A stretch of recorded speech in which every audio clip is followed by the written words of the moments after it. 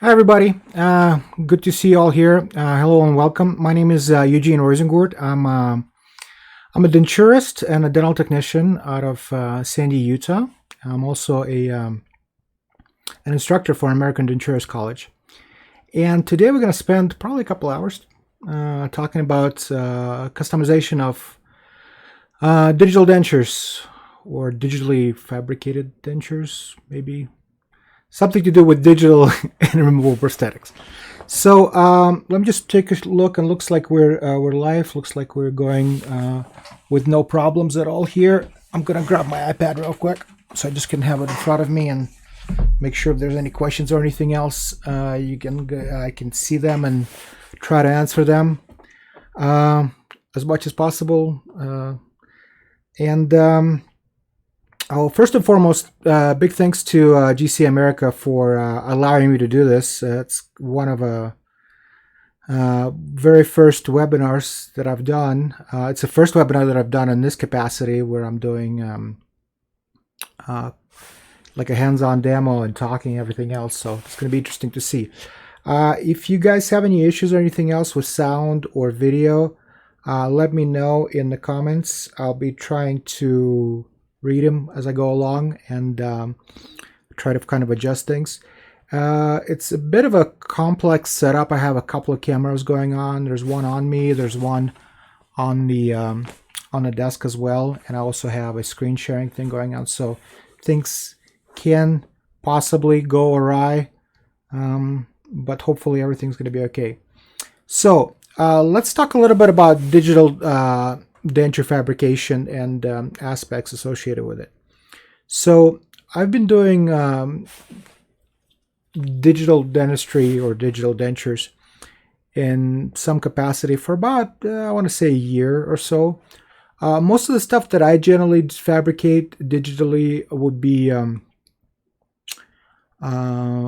base plates, custom trays, surgical guides, try-ins. I started to do a lot of try-ins lately digitally. Before, when I was doing try-ins, I was doing them monolithically, so would print the base and the teeth together. What I've started doing recently is that utilizing Vita Vigo teeth, which are teeth specifically fabricated for digital restorations. So what I do is I'll set up in 3 shape. I'll print a base plate. I'll put the teeth into base plate. I'm not going to bond them. I'm just going to lute them together with wax and send it in for try-in. Once the try-in is done, everything's verified. We either just rescan things and do a reset, or we can bond to that base if it's a permanent type of base. You can mill another base and bond to that, or you can even flask and conventionally process it if you need to. So you have quite a few options. And from that point, once it's fabricated, I generally like to customize my dentures, and I've been doing customized gingival shades with my dentures for, I don't know, a little over 6 years. I've been working with composites, and I started with composites simply because I had trouble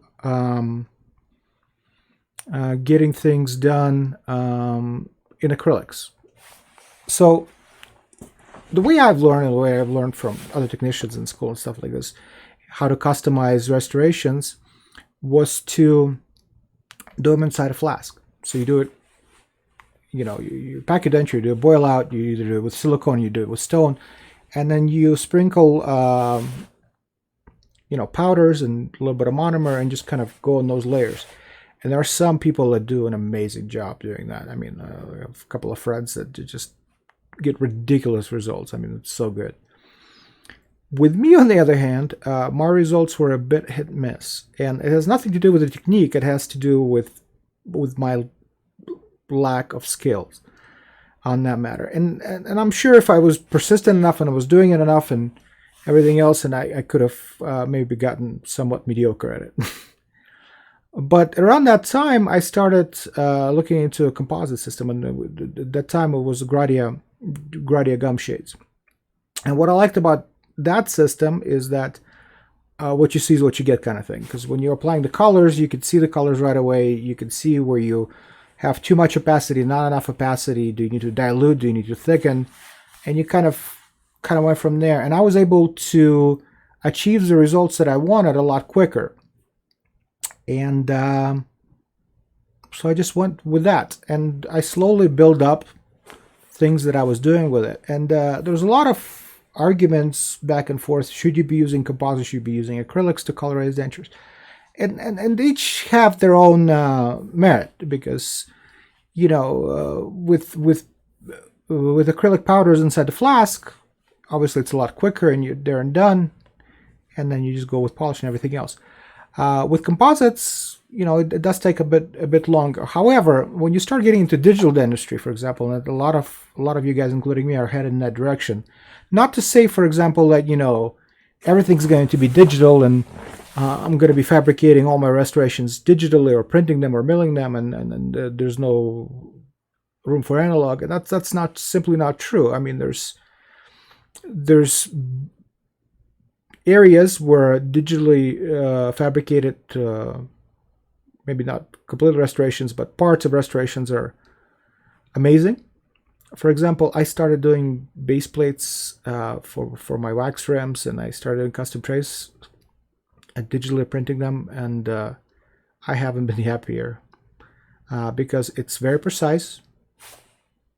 It's very precise if you do it right. Let's put it that way. You know, it's not always like as easy as it sounds. You know, people make it sound like, well, you just press a button and this thing pops out, and there's nothing to it. You don't need no skill. You don't need to adjust anything. That's not true. First of all, it takes a lot of time to learn the programs. Well, at least for me, it does.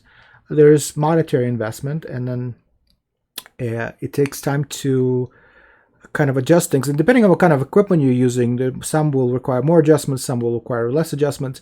But all the things are technique sensitive. So, but if you do get everything put together, and if you do get things adjusted properly, the final results for my custom trays, for my base plates, for my tri-ends and stuff, I haven't been able to achieve these kind of results without putting a lot of extra effort by doing things with my hands. But when it comes to other things, you know, I still think the analog way is a lot more precise also, but also it gives your own personal touch. And then for people like me, it's a lot harder to get used to doing stuff on the screen, because you've done things with your hands for so many years, and then trying to learn to do things with a mouse, it's like learning how to walk all over again. Because I'm literally, like, when I'm trying to model stuff on the screen, I'm literally trying to look over the screen, because when I'm rotating things, I'm trying to get a better view. I mean, your brain doesn't really fully comprehend things yet. So so it does take a little bit of time. But once the restoration is fabricated, whether you're doing it a printed or a milled restoration, or milled PMMA, then in order to customize that, you're left with composites. You can't customize those with acrylic powders. Which, for me, I kind of got lucky, because I started doing that a while ago, because I kind of sucked at using powders, but and it came full circle now, and I see a lot more people using composites, and that's why these kind of webinars are a lot more important now, because it's kind of what we need to do. Okay, so let's talk a little bit about fabrication of my digital restorations and the steps that I go through in order to get that done. Can everybody hear me? Okay, let me just look over the comments real quick. Most of the comments are in Russian. Sorry, guys. Just looks like everybody can hear me, okay? All right, let's take a look. So a lot of these slides are going to be fabricated with the Gradia gum composites, and I have recently switched to Gradia Plus, but the basic steps are the same. And plus, I'll be showing you guys how to do everything, demoing things. So, unfortunately, for folks that are asking me to comment and to do the webinar in other languages. Unfortunately, this one's going to be in English only. If you have any further questions down the line, you can always private message me and I'll answer it too. In Russian or well, in Russian or English. It's pretty much the only two ones I know. All right. So there's some basic steps that are associated with fabrication and customization of either regular analog dentures or digital dentures. With the regular analog, you do the cutback in either a wax form before processing, or me personally, I prefer to do the cutback after the denture has been processed. Just simply because I can visualize things a little bit better, and I'm not worried about getting stuff moved, because I have had that happen when I try to carve things back in wax. I ended up moving teeth. And also for the people that are just starting to learn that, if you have a full contour restoration and if you're doing cutback, you can do half arch cutback and still look at the full contour on the other side of the restoration and be able to kind of build things up from that point. Okay. So this one is done by analog, so the reduction was gone. And you can see, this is a very important kind of thing to remember. You can see that I do my reduction about, I don't know, about 3 to 4 millimeters from the vestibular area. And the reason for that, well, when you're doing a denture, and it's a tissue-supported type of restoration, it's very important to preserve the borders of your restoration, because from the clinical standpoint, you spend a lot of time trying to capture that border, trying to capture those parameters in order to have a good suction. If you mess with that region too much, you're going to end up losing that suction, and the denture is not going to be retentive. You're either going to have to reline it, or you're going to have to, I don't know, use adhesive or switch it to implant retain tissue supported or fully implant retain and implant supported. But in this case, we're talking about fully tissue supported restoration. So when you're doing your cutback, make sure you go about, between anywhere from 3 to 5 millimeters below the vestibular line. And then I go all the way down to the margin of the tooth.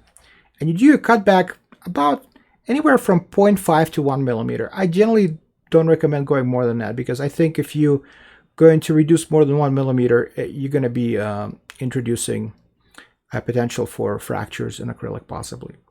And also possible micro fractures and composite. However, with the new Gradia Plus system, I mean, I looked at the specs and they're pretty up there, so I'm not too worried about the actual composite restoration. Once that is done, you can either do the abrasion like I did, reduction abrasion at the same time with a burr, or I prefer to use aluminum oxide abrasion.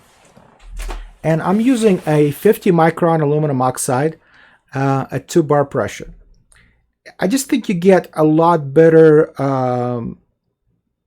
surface preparation in the areas that are needed, because with carbides sometimes you can't get to those little interproximal areas too well, or maybe it'll just take too much time.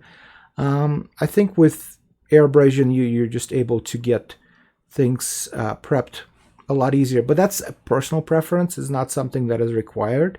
So I think that's I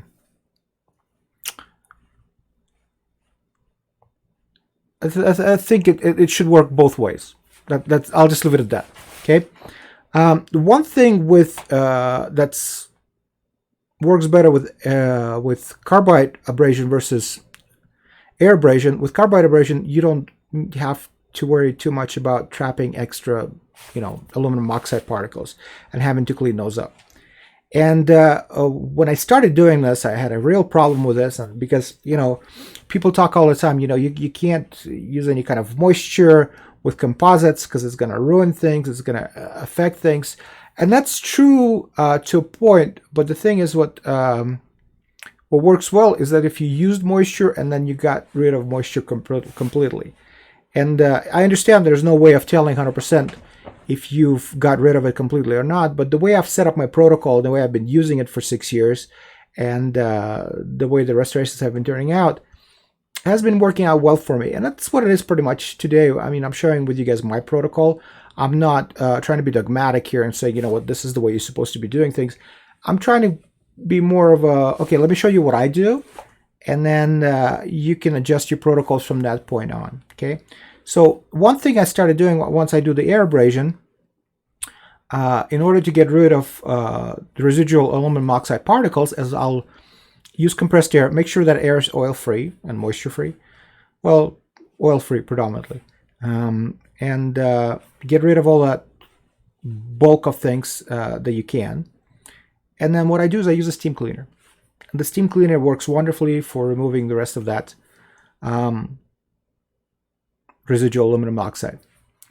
Well, now we're left with a problem. We have a denture that's been saturated with water, right? Or steam, whatever you want to call it.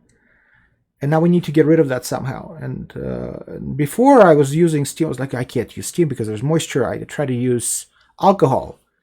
You can't use alcohol because alcohol, if you look over things, over time, especially if you don't have cross-polymerized acrylic, can cause microfractures in the acrylic. And you can see that a lot of times with like clear acrylics. You'll see like a little webbing. So you can't use that. I try to use monomer. You can't use monomer, but man, like I haven't been able to smell monomer for years, but when we have to clean with monomer, you have to use a lot of it, and even I smelled it. So that's not a good thing. But then I was talking to GC research team out of Japan, and they're like, just steam clean it. Like steam clean it, you can't. It's like, well, yeah, you can't have moisture, but if you dry it, it's no longer an issue. So what I do is once I steam clean it, I use compressed air to blow off the residual moisture off the top, and then I'll use a hot air gun. Not like the industrial size hot air gun. I'm using something a lot smaller. Or you can also use a dehydrator. It will take a lot longer, and I don't have the patience for it. And honestly, I haven't tried it that way myself. I just use a hot air gun, just a hobby one, the small one. Just go over it, and you can literally see the acrylic, desiccating, the moisture being taken from it. So works fairly well.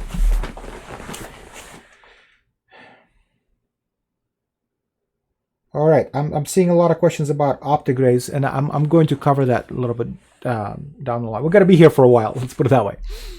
Okay, so this is what it looks like after you've air abraded everything, you've cleaned everything, you've dried everything. So it looks nice and rough surface, but it's completely clean, right? And it's very important with these type of restorations. You want it to be dry and clean. When I'm working on these, I'm wearing gloves, or at least one glove, not because I want to look like Michael Jackson, but you want to be holding your instruments with maybe ungloved hand. But if you're holding your denture, you want to have something covering your hands that have moisture and they have oils on them and stuff like this. Even if they seem clean, they'll still have things on there, and which can play a part down the line. Maybe not right away, but it may reduce the longevity of the restoration. I don't know, 3, 5, 7 years down the line, kind of thing. Okay. Okay, so with the Gradia system, we use Composite Primer. And you applied it over the surface where you want to apply the down the line the composite, and you want to make sure things stick together, because if you just apply it to the dry surface by itself, it's not going to work over time. So we use Composite Primer. You apply it, don't apply it too much because it doesn't really evaporate. It kind of stays on the surface. And if you put too much on there, it will make it a little bit difficult to apply composite because it's just going to flow all over the place. It just makes things messy. So just apply enough to wet the surface, and then you light cure it for 1 minute. And I'm using a Labolight Duo myself. There's different kinds of lights you can be utilizing. My recommendation to you is to use the LED version of things and make sure that the wavelengths are proper, because there's some issues associated with using lights that are, let's say, for example, using like a triad machine. The problem with these big halogen units is that they produce a ton of heat. So you have a very broad spectrum of light, right? You go anywhere from like, I don't know, 300 to 700. But a lot of this light is not necessary for what you need to do. I mean, yeah, the higher the spectrum, the deeper the light is going to go. But your wavelength that you're using is limited to the product that you're using. Well, let's say if you're curing the Gradia composite or the primer, you're going to be utilizing anywhere from, I don't know, 420 to 490 nanometers in wavelength. If you're using Optiglaze, for example, the wavelength is going to be a lot lower, so you can't maybe utilize certain lights for that. You know, if you ever tried that with some lights that like it's still sticky, it was because it doesn't have enough low enough wavelength to get this cured. But let me go back. With halogen units like Triad machine, it has a broad spectrum of light, which will cure your composite and will cure your glaze. But the problem, a lot of that light is not necessary, but what it does produce is produces a ton of heat. And that heat is not good because it will warp your acrylics. One, it can burn your acrylics and can definitely burn your Optiglaze, which is like a thin coating of a filled resin, lightly filled resin. And it can change shades on that for you. So that's why I recommend using light units that are LED, and there's a ton of them on the market now. It's not like it used to be. Okay, so we apply the primer, and I put mine in the Labo Light Duo for 1 minute. And if you look at the different composite system, in my case, I'm using pretty much now 95% of the restorations I do is Gradia Plus. You're going to see that the paperwork that comes with it, it kind of gives you a couple of different lights, and it kind of gives you the adjustment rates. You know, you go from like minutes to seconds and everything like this. Obviously, the stronger the light, the less time you want to have in there. But the Labo Light Duo has worked well for me because it's got the two types of LEDs. One that is used for application of composite, one's for the glaze. So it works really well. So once this has been applied, we put it in the box, cured for 1 minute. Once that's done, we're ready to apply our composites. And that can be done in layers, or it can be done all in one. The thing that I had with the Gradia system, I had to do it in layers because of the translucencies and things, and I didn't have the mixing wasn't done to my liking because it's slightly more flowable. And I had some issues with that because if you mix things up too much and you try to apply it, it would just flow all over the place. Okay. But if you are using the Gradia Plus system, that's no longer an issue. That stuff stays in place fairly well. And I've actually been able to do everything in 1 or maybe 2 layers max. Okay. And the question was asked, why not use the acrylic primer by GC? Well, you can absolutely use acrylic primer by GC on this type of restorations. However, if you are using a printed restoration, I don't know if you could use the acrylic primer. There's a high possibility that you could, but the testing that I did was still using the composite primer, and it worked really well.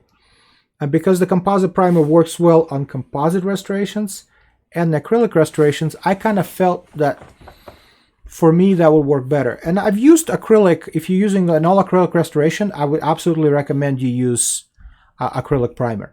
Okay, because these primers are formulated for that specific reason, right? So if you're doing an acrylic restoration and you're using nothing but acrylic, absolutely use an acrylic primer. But if you're using a printed base, even though printed material is methyl methacrylate based, acrylic primer might work, and I need to do a little bit more research on that. But from what I've done with composite primer, it works great on printed, and I've done testing with relines. So when I do, let's say you have a printed restoration, you need to reline it. I applied the composite primer, like here, that hard reline material sticks great to it.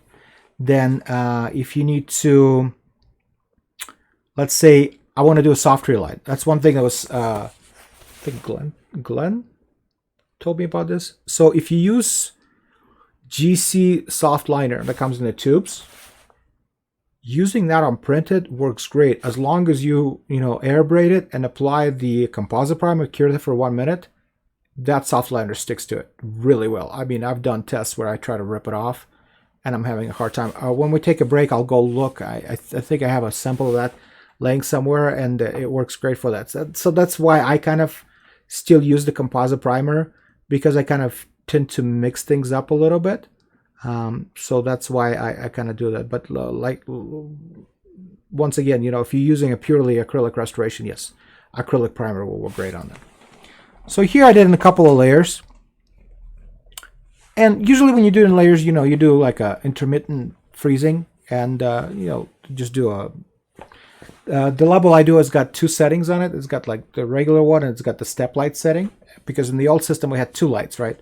We had the curing light and we had a step light. I still have them actually. And on this one, it's got like a button. You hit it and get like a 10-second thing that can freeze it. So when I'm moving colors around, if I want to freeze something, you just freeze it right there, and then you just you can put it in for like a minute, just in case, so you have a complete cure of every layer. It's not really necessary. You can do just to freeze, freezing for 10 seconds and then do a final cure. It should be more than enough to penetrate all the layers. I just like to be extra careful with these things. That's why I go a minute. Okay. And that's what I did. So I did 3 layers. I did my like really intense colors on the bottom, and then I put my like less intense colors on top, and then on the very final layer I would do my texturing. And the reason I did the like very final layer, because it was more translucent, and also when you have a thin layer, it was a lot easier to texture with a Gradia system, because like I say, with the flowability of things wasn't working as well as I wanted it to. And you would texture everything, and then at that point you would put in your curing unit, and you would do you would do 2 things. I would put in the curing unit and I'd cure it for 1 minute just to freeze everything in place, and then I would apply my air barrier and cure it for an additional 3 minutes to make sure you have final cure. What the air barrier essentially does, it gets rid of that sticky layer. So that's layer of inhibition, that sticky layer, it allows you to add more composite to things while you're doing it in layers. If you get rid of that layer, your composite won't stick to itself. You have to reprime things. With this, you would use just composite primer, but if you're using Gradia Plus system, which it has a lot more, a lot more ceramic filler to it, you would use a ceramic primer virtually, and it works really well for that as well, to reestablish that the sticky layer to it. Hopefully, I'm explaining it properly and not confusing you guys. But if you are not understanding me 100%, please let me know. I'll try to re-explain it again. But I'll be going over it a couple of times with a couple of different restorations on the slides, and then when I'm going to be showing you guys the demo as well, it's going to kind of hopefully make sense to you guys. Get me a sip of coffee here.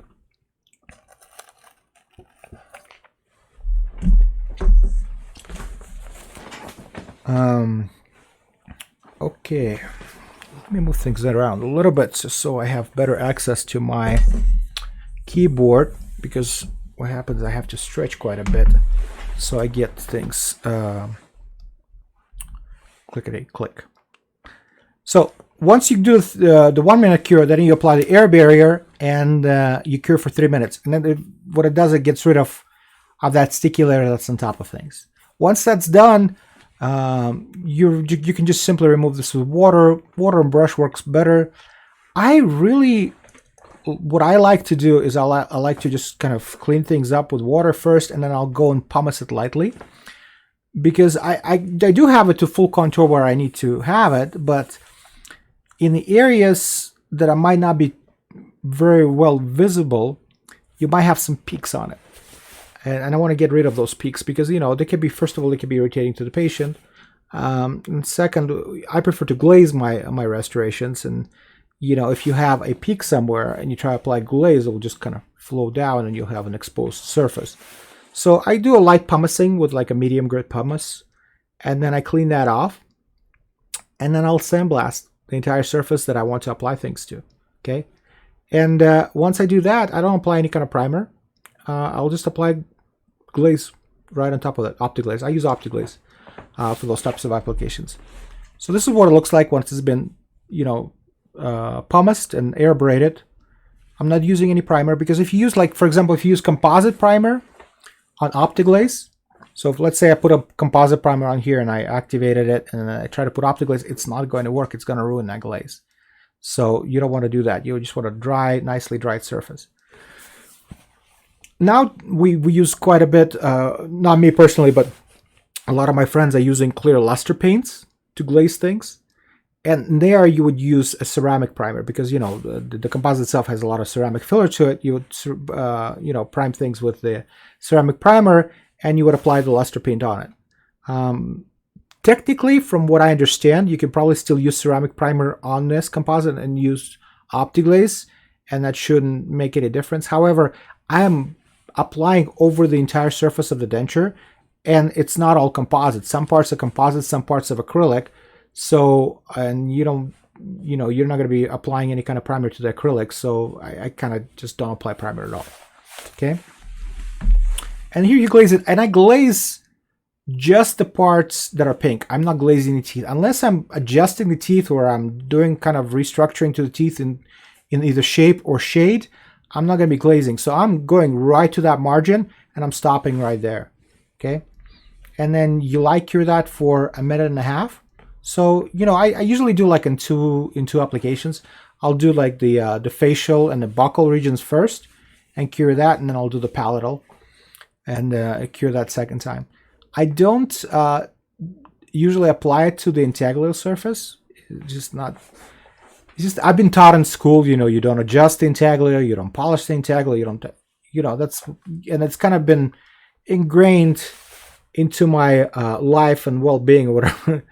So I don't generally apply Optiglaze there, but I have done it on the case where I had a clear base, and it worked out pretty well. Actually, I had increased suction. So if you want to do that, it will probably work for you. Okay, and the thing with Optiglaze, I mean, you can polish it. It is a composite. You know, it doesn't have a lot of filler to it, but it is a composite. So let's say if you applied it over the teeth and it looks kind of fake shiny, you can polish it up a little bit. You can dull it up, and I'll show you guys how it's done and get a slightly more natural look to it instead of having that very, very glossy fake look to it. Okay, so that's pretty much what it looks like. So the glaze goes all the way down to that right here, the dentum enamel junction right here. But only the pink is glazed. The teeth are just simply polished, you know, high shine. Okay, this is what it looks like intraorally. I mean, it's got a very nice look to it. There's no, I know I've been doing them like this for 6 years. I mean, obviously I've adjusted my technique over the years. I started with, you know, flowables, and then I switched over to pastes. I've just kind of been a lot happier with the paste option personally. It just works better for me. Okay, here's the patient right here. Okay, and this just kind of goes into, you know, talks a little bit about nanofilled glazes and how well they work. And the longevity of these things is pretty well, wear resistance, everything else. However, you know, proper application is key. You know, there's a lot of times I've been asked, like, changes the shade and everything else, and I'll go into it a little bit in detail here in a minute. But you want to make sure you don't have any contamination. You want to make sure you properly get the surface prepared. You want to make sure you have proper applications. You want to make sure you properly light cure things. All these things make a difference. If you just kind of go, oh yeah, let's grab here and maybe dip it in this, and maybe use the same brush that you used to apply the primer beforehand, well, things are not going to work. You know, if you didn't use a light curing unit, then, well, why is this yellow? Why did it become dirty in a week? Why is this and why the other? So all these things are important. What I will tell you is that from my personal experience, I don't know if I'm doing it right or maybe I'm still making mistakes. I get about 2 years out of it. After about 2 years, it starts to become looking a little bit, you know, like not as good as I want it to. And after about 2 years, I'll just sandblast the surface again and put a new coat. That's what I've been getting out of it. I've seen people that get longer results, but I have a feeling it has to be highly dependent on the type of patient you have. what kind of hygiene does this patient have? What were the steps for adjustments? Was it, pumice too much and the glaze was gone, or was glaze gone in parts? You need to kind of work as a team with the clinician when you work on these things. If your adjustments were done, maybe you need to reglaze things, or maybe don't glaze them at all in the beginning, and have all the adjustments done first, and then do the composite and the glazing. Things like this. So it's kind of highly dependent on what you want to do and how you want to do things. Okay. And the same thing with either milled or printed payment. The application process is very similar. In most things, the applications process are not going to vary greatly. It just dependent on what kind of substructure you have. You're going to change things in primers, and you're going to change things in the polishing techniques and stuff like this. But overall, it's kind of just has these basic 8 or 9 steps that you follow, and if you follow them, you get fairly decent results. Okay. With digital restorations, the reduction is a little bit easier to fabricate, because now you're not sitting there with a burr and going like, did I take enough off? Did I get it right? Did I put too much? Things like this. Is it uniform? So with digital, it makes things a little bit easier from that standpoint. I won't say it makes things greatly that much easier, but it works fast for me once I've learned how to do it. Okay. So, for example, we have a prototype right here, but that's been fully waxed up and scanned in. And then what I did is I actually made it so you could cement the type bases in there, or I'm using temporary cylinders in my case. So, but it has full gingival contour, and I need to have it reduced in order to apply my composite. So I'm using Mesh Mixer, and I switched the selection tool to lasso, which sometimes is a bit glitchy for me. I don't know why it happens. It might just be my program. But in this case, you just use the lasso tool and you just highlight the areas that you're going to be reducing. And you see I'm going a little bit away from the margin, simply because if you're going to get too close when you go to reduce things, you're possibly going to reduce the tooth as well. So I'm about, I don't know, 1.5 millimeters, 2 millimeters away from the margin. And I just kind of try to select the areas where I want to. And if you kind of select the area that you don't want to, you can just kind of trace your steps, and it will re-highlight it. You see it right there. It's exactly what happened. I highlighted what I didn't want to highlight, so I just kind of retraced it and retraced it again. I think I did this for a couple of times. I am still a bit slow when it comes to these things, and it takes quite a bit of a learning for me. But I'm doing a lot better than I did 1.5 years ago. Digital was a big project for me to tackle, and I'm definitely not there. You learn a little bit at a time, and the way I approached it is similar to many other people. You start with a single type of thing that you need to learn, okay? Because what happened is that when I bought the stuff, it was just sitting here for the longest time because I never had the time to deal with it and everything else, until I got to the point where I didn't have any other choice. I'm like, I needed to do something digitally. So the first thing I did was fabricate a base plate. Either base plate or custom. I think it was a custom tray. And the reason for that is because they wanted me to get one done, but not fabricated thoroughly. They wanted me to design one, and then the doctor was going to print it in their office. So I started with that, and that was my first thing I was learning, is just fabrication of those. And then let me pause it just so I can talk a little bit about this, and I'll just go back to this as well. And from that point, I was, learn this step, and then you add to that, and you add to that, and you just keep adding until you have somewhat of a small arsenal of things you can do digitally. And it makes things a lot easier to build on top of, rather than just, okay, I'm just going to try to tackle everything at once. So that's how I kind of did things, and I've been I think I've been doing better lately. Okay, so here you would still want to go away from the from the integral surface a little bit. So I'm about 2 millimeters away from that region as well, And I'm just slowly going and tracing this thing all the way around. I did this a couple of days ago, actually. I just recorded my screen. You see right here, I need to retrace it because I'm too close and also have that little bump to it. I think that I did this one 3 times. Yep, I did. It's a good thing I didn't record sound because at the time the word choice was a lot less proper than it is right now. Okay, so I'm highlighting everything right here. And if you do this correctly, the lines will connect and look something like this, okay? So from this point, you press 2 buttons. You press O to optimize the border, and then you press B to kind of round things up a little bit. And if it looks good, then you just press accept, and it will highlight the area that you're going to be reducing. Then you go to edit and offset. A friend of mine actually taught me this because I used to do extrude before, but I'm doing offset now. And then you set the value that you want to offset by. So the mistake I did here, you see I put 0.5, but I didn't put minus 0.5, okay? So it actually added things. I was like, oh man, I forgot to put the minus. So I put minus 0.5, and it wasn't changing for me for some reason. So I tried to change the value just a little bit. So I minus 0.56.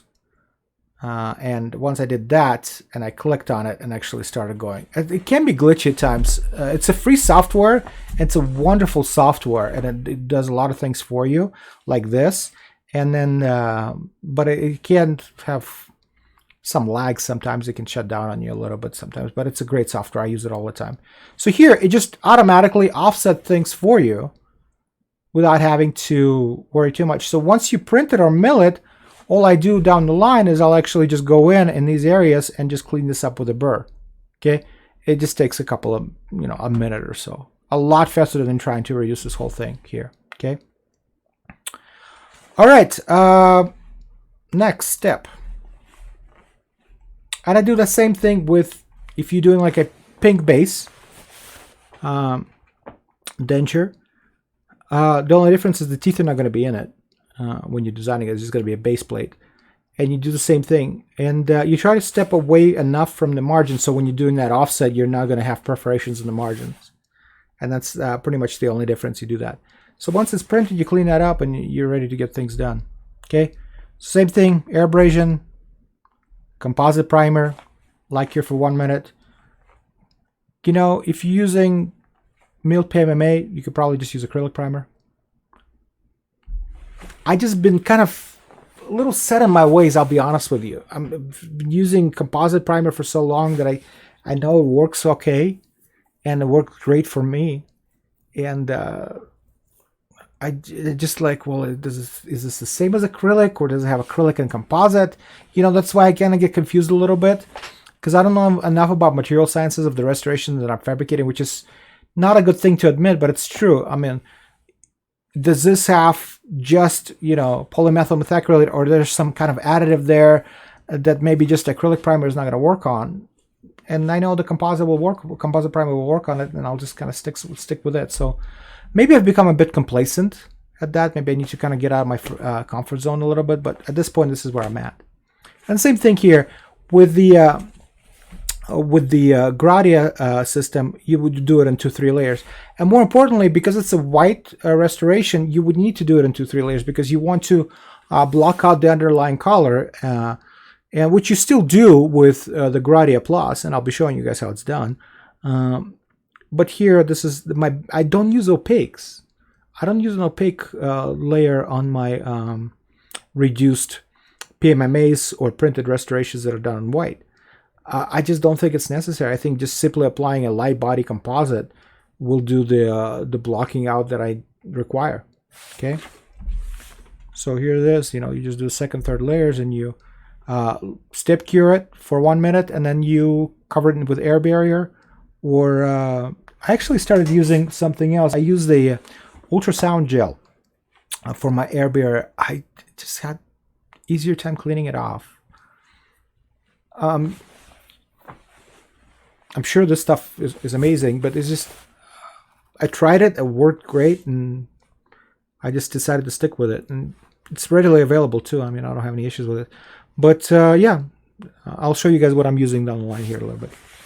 Okay, and then you just clean it off, sandblast it, steam clean it, hot air dry it, don't apply any kind of primer, and just glaze it. And when you're doing the teeth and the gingiva, you can use the Optiglaze color kit. Works great for me. One thing I do recommend, if you're going to be doing like an A2 type of restoration, mill it in A1. Just because when you're going to be applying these different like A pluses and whatever colors to it, it can darken things up a little bit. And the clear won't. If you apply the clear correctly, it won't change the shade on you. But applying all those other colors can kind of darken things. So I'd like to start lighter and it just kind of darken it with colors. Because if you look right here, you know, this is opacious because of it's dry. But this shade is a little bit more, has a little bit more darkness to it. Okay? And then you just polish that up and you're ready to go. And you can use denture teeth and you can just kind of adjust the colors of the denture teeth a little bit. There's a couple of different things you can do with glazes. And I had this argument a few times actually. Everybody's like, no, it changes color. It can if you are applying it a little bit differently. I don't want to say wrong, but if you apply the Optiglaze too thick, it will yellow on you. There's just no getting around to it. But if you apply it in a thin layer, like the instructions say, and you cure it with a proper wavelength at the proper time, it doesn't change shade. And this is the experiment I did. I sandblasted half the tooth, and I glazed only half of it. Okay, and I put it back in the denture, and I asked people, like, can you tell it has been glazed? And half the people say they can't, but half the people say they can. And I go to the people that they say that they can't. Okay, which other tooth did I do the same thing to? And most people can't tell which other tooth I did this to, but I also did it to this lateral. So that to me, I could be wrong, but that to me says, you know what? If you do the applications properly, it's going to have the proper shade. It's not going to have any difference to it. With luster paints, from what I see from my friends doing it, they have really good results color-wise as well. It's just clear as glass. And you use the diluting liquids not liquids, liquid, there's just one liquid, sorry. To get the consistency that you want, because it comes out a bit thick, and by adding liquid to it, you get as thin as you need or as thick as you need. And that's kind of great because, you know, if you want to maybe have a little bit more wear resistance, you will have it thicker. But if, like, say you're doing like an occlusal of a posterior restoration, right? And you're covering up like pit and fissure staining, you probably want to have a thicker mix because, you know, you have a nice occlusal wear there. But if you're doing an anterior region, you probably want to have it pretty thin so you don't lose the detail. But it looks really promising. I haven't used a ton of it myself, and simply because I don't do generally a lot of tooth kind of adjustments in color. I just simply glaze them, so that's why I kind of been using Optiglaze. But like I said, I'm getting more and more out of my comfort zone, and I'll be doing probably more of to do with luster paints, and I'll show you guys a little bit of that as well. And you do use those luster paints a lot for adjustments of colors. Like, for example, if you're dealing with you know, African American patients and you have ethnic shades, and they don't come in those shades, right, from the start, and you need to adjust things, and I'll show you how that's done, and it actually works pretty well. Okay, so that's the thing for the glaze. You can see the line of demarcation here a little bit, and maybe just slightly yellowing right here, but on this one you can't even see that. Okay, so longevity, like, oh man, 6 years ago this was a huge topic of conversation. Everybody was like, this doesn't work, this will fall apart in 6 months, that's the most horrible thing you can imagine to do with your dentures. And I was so scared, I'll be honest with you. I was terrified of doing composite on my dentures, especially when you're like in an area when you're lecturing also, because the last thing I want to do is teach somebody something and then you're like, no, this was crap. And I've had that happen. You know, you're talking about something and you're thinking you're talking about the right thing, and down the line you realize, oh no, this wasn't right, and you try to adjust your protocols and everything. But that's life. You know, how many times have we done this in the lab? We do something and it just doesn't work out. You live and you learn. But I feel confident enough with this protocol. I've been doing it for, like I said, 6 years, that I feel confident enough that it does work. Okay, so this is the testing that I did back in those days, where I just, like, is it going to stay? Is it going to delaminate? What's going to happen? So I took a piece of acrylic. I use Nature Acryl high impact stuff. Really like that acrylic. Been using it for also 6+ years, for almost as long as it's been out on the market. I sandblasted it. I primed it. I applied composite, and here I applied pastes and light bodies. And the difference is the fill rate, right? You have a lot more filler when it comes to paste. So the wear resistance is going to be higher. Also, to me, they have slightly more opacity to it. It makes it a little bit easier to hide things.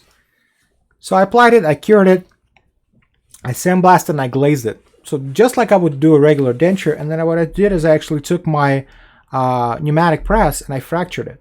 So I just, like between 2 flasks and a piece of metal, just broke it. Highly scientific, not so much. I mean, I don't have like a machine that breaks things, obviously, but I was able to use my camera, take some macro shots on it, and I saw, you know what, it's not delaminating. And that was the biggest thing for me. Like, is it going to delaminate? It's going to have cracks in it. Well, if you fracture it, it's going to have these cracks in it. But overall, if you apply it in layers less than, you know, a millimeter thickness, when you go to break things, they don't go. And if you look at things, you know, there's some research out there, and you can say, you know, can weaken restorations. Okay, first of all, you need to properly apply things. You can't just willy-nilly use, okay, I'm going to use this primer with this light, and I'm going to cure it for this amount of time. No, follow directions. You know, if you're using a halogen light, you got to use proper length, proper time length in order to cure that primer. You know, if you're going to leave it there for 10 minutes, you're going to bake that primer and everything that's underneath there. So that you have to be careful with those things. So kind of look into those.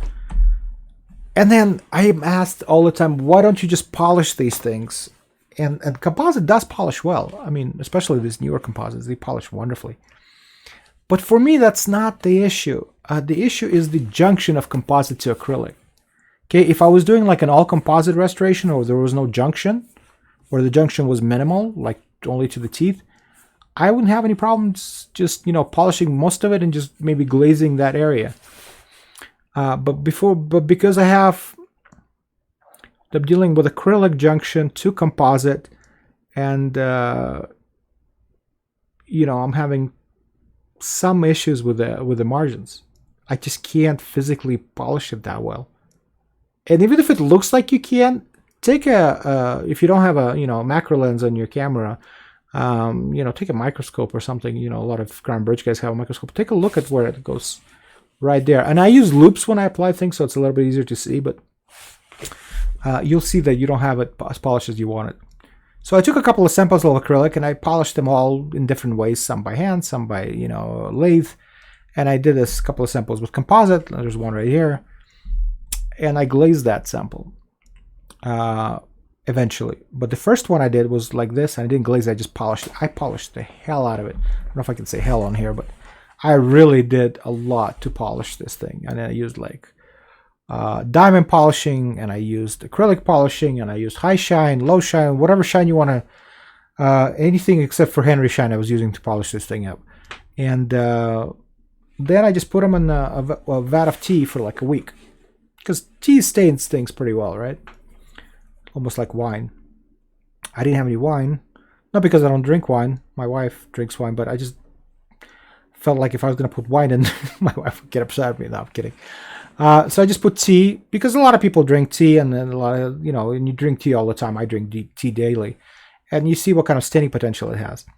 And you can see that right at the margins, it stains things. And you can see these little divots right here, it stains things as well. And I really try to polish things really well. But then when I took the same sample, you see this is a close-up view. I took the same sample, I glazed it, and did the same thing for a week. Nothing. Okay, so it has to do with roughness coefficients and sealing of things, right? So the polished acrylic has a roughness coefficient, I think is around 250 or something like this. And it needs to be below 200 not to have any kind of plaque biofilm adherence. So anything over 200, and obviously the higher you go, the more rough it's going to be, and the more plaque adherence you're going to have. So Optiglaze unfortunately doesn't go below 200, but it's just slightly above 200. So it really does reduce that adhesion quite a bit, doesn't eliminate it, and it will over time build up, obviously. But it's still better than just polished acrylic. And also the main reason, you look at those margins, it just seals those cracks. You know, because the nanofil composite just kind of uses that filler in the matrix to fill all those little regions in there. Will you lose a bit of detail? Very minimal. And obviously, depending on which Optiglaze you use, you will lose or gain as much detail as dependent on the thickness of the Optiglaze. So the Optiglaze that I have is in 3 different kinds.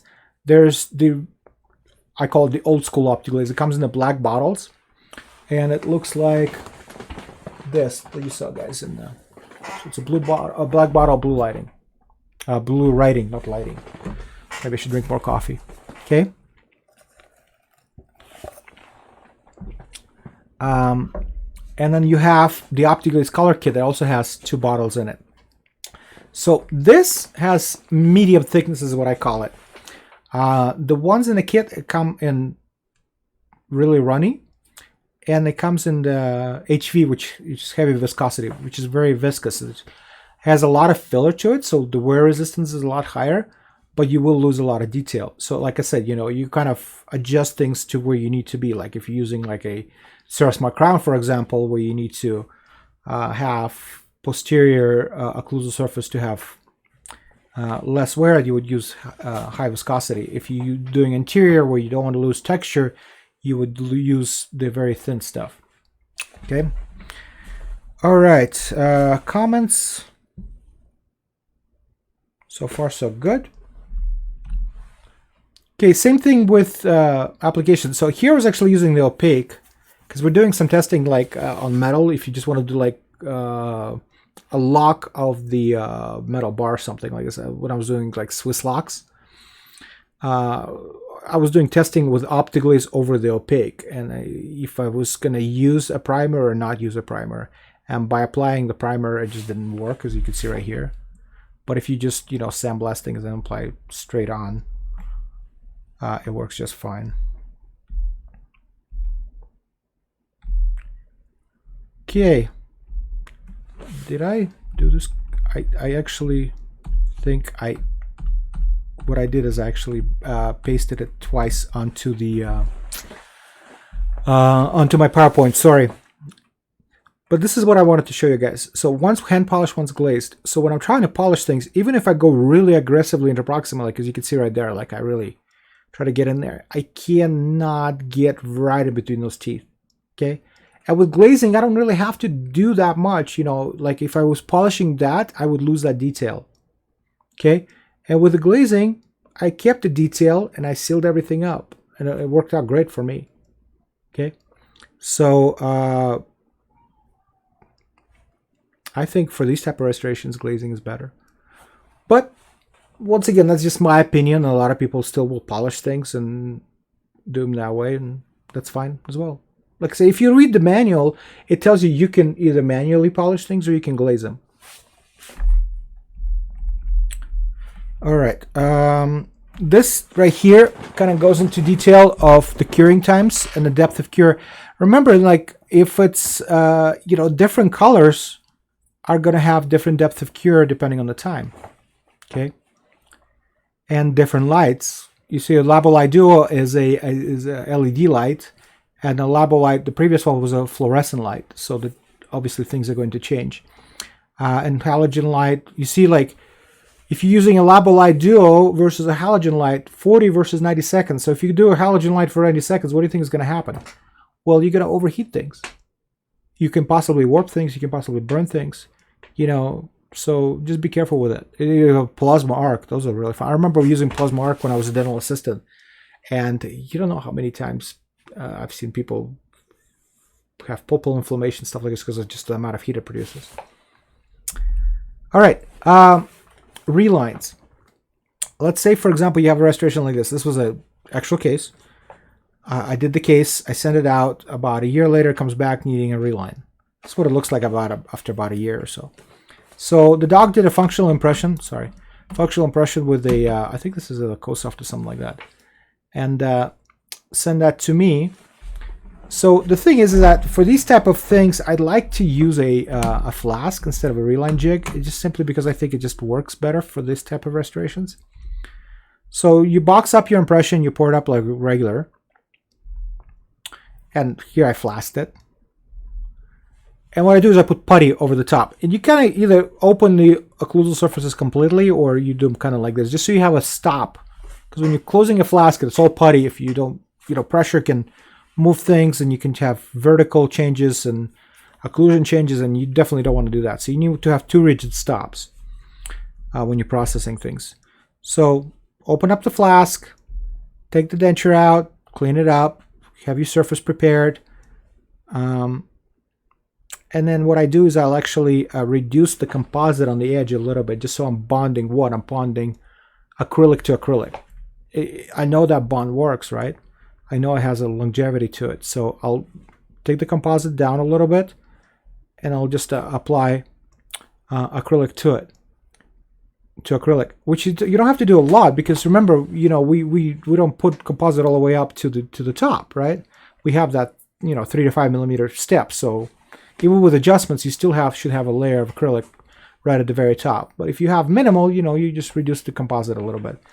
And if you do the reline in the flask, you see you don't have a lot of flash if you do it properly. So it makes things a little bit easier to clean up and to fix that composite line right there. So you clean everything up. Okay, so here you see I'm using like this black chocolate kind of paint almost on my teeth. I generally don't do this. I did this a couple of times, and I teach people how to do this technique, because dependent on what type of sandblasting unit you have and sandblasting tip you have, the precision of things is going to be a little bit different. So let's say, for example, you don't want to accidentally abrade your teeth, because you're not going to be glazing those teeth, right? Or if you have like a crown, you don't want to accidentally abrade too much off the glaze off of it, so the composite, the glaze will stick to it. Then you need to protect the teeth. So what I'm basically using here is this stuff.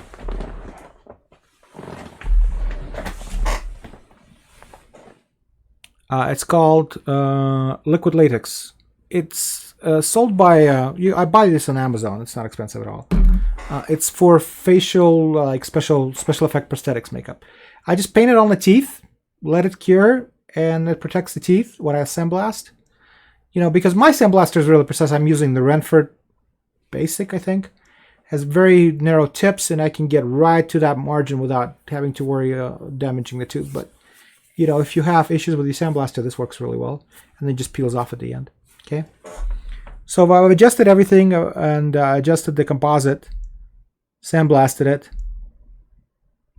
and I just reglazed it. So that's how you do a reline. So it works fairly easy. And if you don't take off too much composite like I did, I didn't take too much off, so about 1 millimeter or so. You don't need to recomposite things at all. You just reglaze them. So it makes things a lot easier. Okay. So relines for me are not an issue at all. So that'd be the same thing if you're doing a printer restoration. Okay. We had an issue like this where the denture fell and fractured a couple anterior teeth, and I needed to do a repair. And this was obviously a composite denture, so it makes things a little bit more difficult than just simply adding acrylic to it. It would still be more difficult if you added acrylic staining to it, right? Let's say the rest of the denture has an acrylic, not staining, acrylic color customization. Staining is probably not the right term to use here. You would still have to rechange the colors. With composite, it was actually pretty easy. Here's the fracture, grind the broken area out, re-wax the teeth in. I did jig gel. See, I can't talk today. Just to keep everything in place, and then putty matrix for the contours. That's what it looks like. Bonded the teeth with repair with cold cure. So that's one thing. I also, let me mention this. Why have I been using Nature Crow for all these years? For reasons like these. So for my regular everyday type of restorations, they're heat cured. I flask things and I press back. I'm old school that way, and I'll have heat cure stuff. But when you have situations like this and you have to do a repair, for years, I've been getting repair acrylic that looks completely different than what the heat cure is. With Nature Acrylic, the cold cure is exactly the same shade as a heat cure. So if I have to do repair, reline blends in very well. And because I knew the schematic I was using, I mean, I've been doing it long enough to where I know where the colors go. Just reapply the colors once you follow the protocols in composite. Cure that. I sandblasted the whole thing because, you know, you don't want to be applying glaze. You know, like, I'll put it old glaze here and new glaze here. You know, reapply the whole thing. And just reglazed it. Okay. Here's another pair. This is a year, maybe a little bit over a year. Fracture of the anterior tooth. But you see how the glaze looks here? Nothing wrong with the glaze. It's a hygiene issue. Because what I did when I cleaned the denture, when I cleaned it, glaze is fine. Yeah, sure, there's some areas that had problems with it, but they were also over, we were adjusting things and everything else. You see a little bit of delamination here. Well, because I don't have a margin here. So, you know, the composite kind of went over the butt joint. And I missed it actually myself. So that's why I have issues. But when you have a butt joint of adjustment of acrylic in that region, you're not going to have any issues. Same thing here. You know, I don't have any issues right here by the tooth. But when you look at things, when you clean it, so I just cleaned it and I just retouched it. Yeah, you have some areas that maybe have some issues. But this is why about after 2 years I just reapply it. But initially, when you saw things, it was an issue with hygiene of the patient. You see right here, this is what I usually see.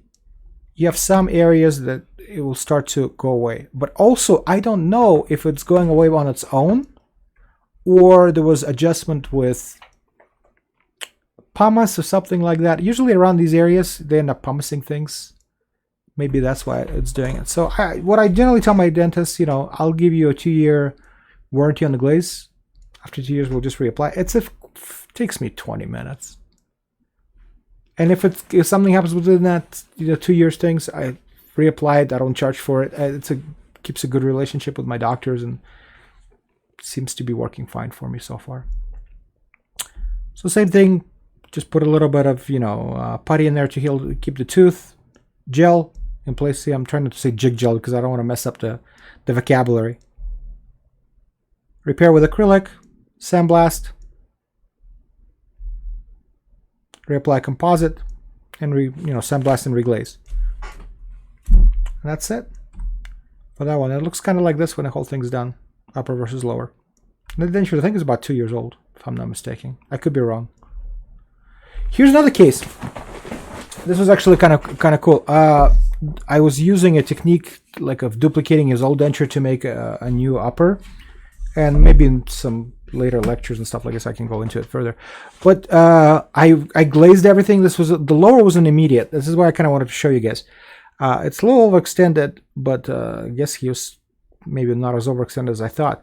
But the patient wore this for a year, and because it was an immediate, it came back after about a year for reline. He really likes his dentures, has no issues with it, but it came in for reline. And this is what a reline looks like. So this was before. So this is day of delivery. Reline impression looks after. Okay, but if you look closely, you can't see maybe from this angle. There's a fracture in acrylic right here. You see that blue right here? So what happens is that when I was doing it, I didn't really fully think about this. With immediates, you generally do a lot of adjustments because you do bone reductions and stuff like this. So they over adjusted the denture instead of adjusting the bone per alveoloplasty guide. So they kind of did both. They did the bone and whatever they didn't do with the bone, they did with the denture. So the denture was super thin in that region. So the acrylic fractured and composite both fractured in that area. So when I redid things, I actually had to repair that region right here, which I did. I thickened it up a little bit and reglazed it. And composite's holding out pretty well too. Okay. So that was just, regular application. Now, if you could get into digital restorations, it gets a little bit different. So this is the case we did. Patient has like microdontia and has some interesting anatomical deviations going on, and it was really difficult to fabricate. So the doctor took some impressions. We poured that up. You see how tiny those are. So we had a hell of a time getting things done, and these were going to be for immediates. So we actually decided to fabricate the prototypes, the temporaries, in digitally printing them. So I box everything up like I always do, and I'll read the comments here in a minute. Boxed it up, type 3 stone. So I actually digitally designed and printed the base plates. Send that in for a bite. So the bite was fabricated like this. We had the one bite for the horizon. And I scanned everything in. And actually, I didn't design this case myself. This was before I kind of knew a little bit more about 3Shape. I actually had, I think the company's name is Full Contour in Arizona. I think they designed this one. It was printed out of, I think this one, the doc printed this one, so he was using NextDent, kind of bridge material. So he just sent it to me, and I did the reduction and everything else, and I did the composite and the glaze. But if you look closely, if I have another slide, yeah, I do. If you look closely, the composite only goes up to this far, okay? Because I want to have a butt margin of connecting these two things together. I don't want to have delaminations. But on top it would still be white, right? So I just pretty much used red Optiglaze color and just kind of blended things in. Works pretty well. And I got the color matched pretty well and everything else, and the patient was happy and doctor was happy. Everything went pretty good. Let me just read the comment. Interdental parts sandblasting before adapt Optiglaze and no primer. Yes. So I just sandblast the proximals and clean everything and steam clean it, and then no primer and just apply the glaze. And light cure for, I use a Libel Duo, so I light cure for a minute and a half. With glazes, when you talk about lights, with Optiglaze, you don't necessarily need to have a professional light curing unit. I mean, it's recommended obviously because you want to use things as the way that are meant to, but it's not a requirement in my opinion. Hopefully, it'll make too many people upset. So the wavelength to cure Optiglaze is around 365 to 405, if I'm not mistaken. So the nail curing lights have the same wavelength. The nail curing lights for nail polish, and they're pretty intense. So they're 36 watts. Okay, and you don't need a lot of intensity to cure the glaze. I mean, it's a very thin coat. I mean, the light passes through it because it's clear, so it will take a little longer, but still plenty of. I've done plenty of testing on this, and it works great. So, when you're doing a restoration like this, for example, so I do quite a few of these lately. I shouldn't say quite a few. I mean, I do a couple. Where you have a titanium substructure, and you either have like a zirconia or a lithium disilicate crown restorations on a thimble bridge, virtually. So when you apply composite to this, here's a couple of things. So on titanium, you are going to be using either a metal primer. I use a metal primer Z, or you can use a multi-primer.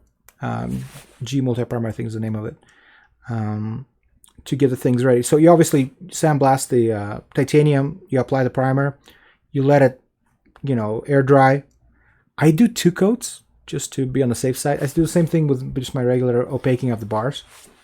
And then once you do that, you will have to opaque it. So the Gradia Plus has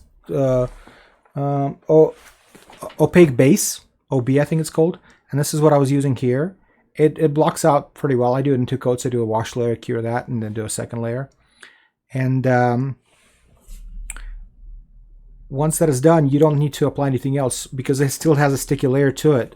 You can start applying composite right on top of it. So there's just a couple of different views of it. So here, like I was saying, like I do opaque and then composite. This is a mixture of number 1 and number 3 of Gradia Plus light body, just to kind of get things started. Also, pastes apply a little bit better over the light body. And then first layer of composite, and then second layer of composite and texture. And then I just sandblasted everything.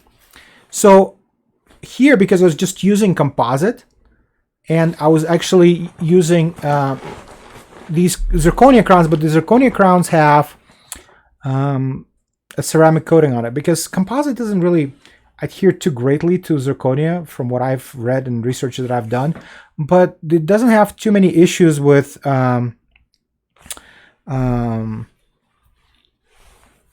adhering to ceramic.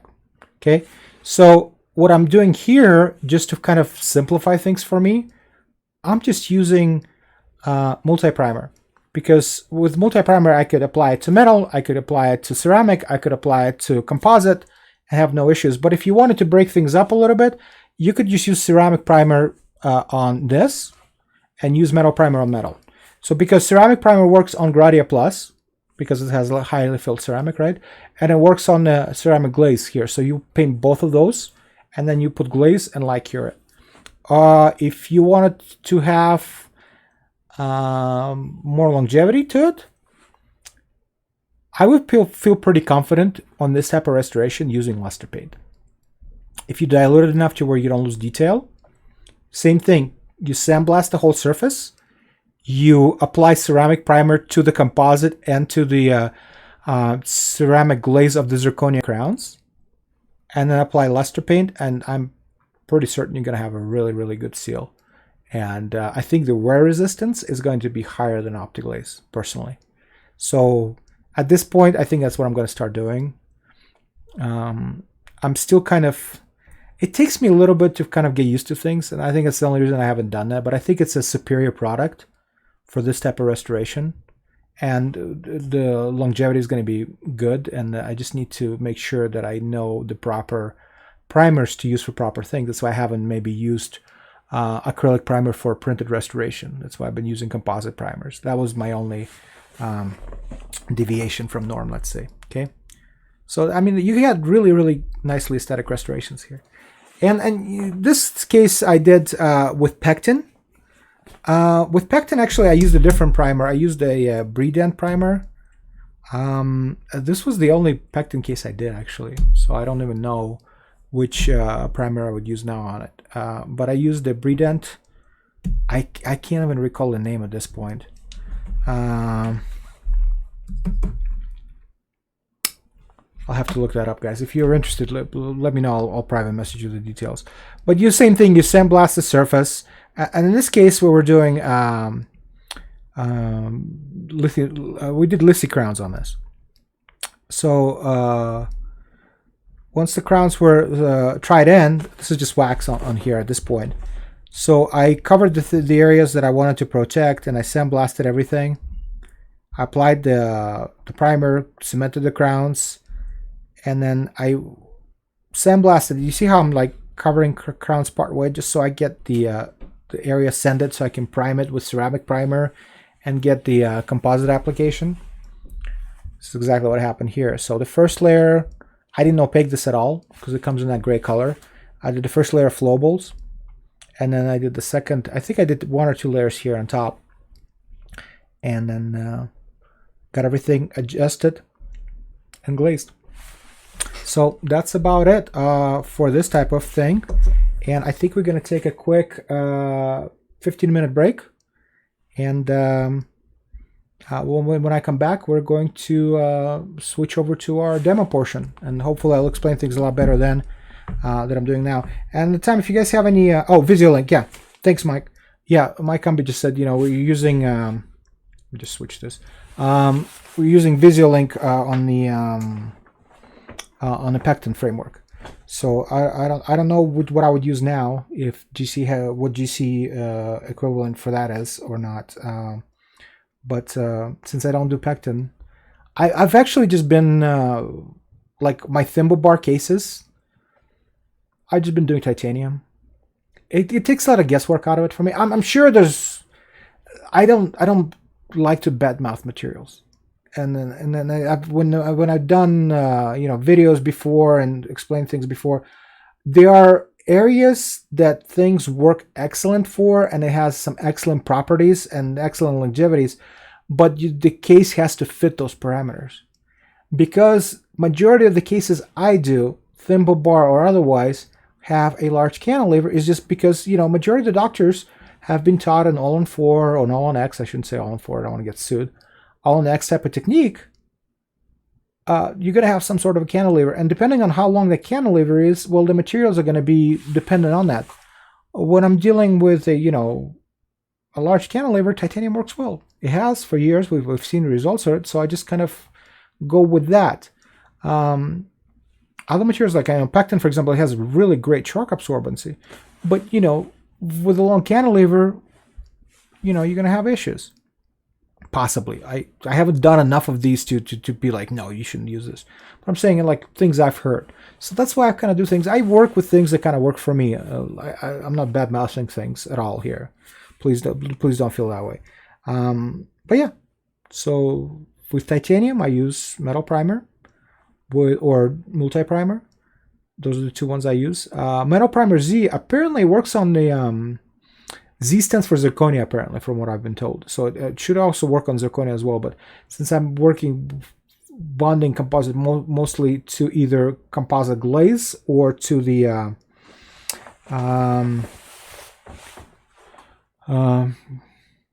I started reading Mike Cumby's comment and I lost my train of thought. Mike, how dare you? How dare you do this to me? What was I saying? Oh yeah, since I applied the composite just to either metal or to the ceramic, then I just don't usually have any need for the Z part of things. But both metal primer Z and the G multi primer, they have the MDP in it, so it should work for zirconia right there. So Mike says we actually just recommend using an opaque or LB flowable after proper surface treatment of pectin and PEEK. Put that thin application on that and tack it, and then proceed with your build. Oh, so not even using a primer. Oh, that's kind of cool. Nice. Where transfer the money, dude? Not now. You can't make me laugh during these things. All right. Let's take a 10-15 minute break, and I'll see you back here for the demo portion. Okay. Thanks, guys. Okay, guys. So we're gonna switch over to the demo table. And actually, let me just switch completely to the demo table like this. All right, can everybody hear me okay? Can everybody see okay? Any issues with the sound? Hopefully I'm not too quiet, not too loud. Hopefully everything's going good. All right, so first thing I wanted to show you guys is how I apply opaque onto the bars. So these is generally what type of bars I deal with.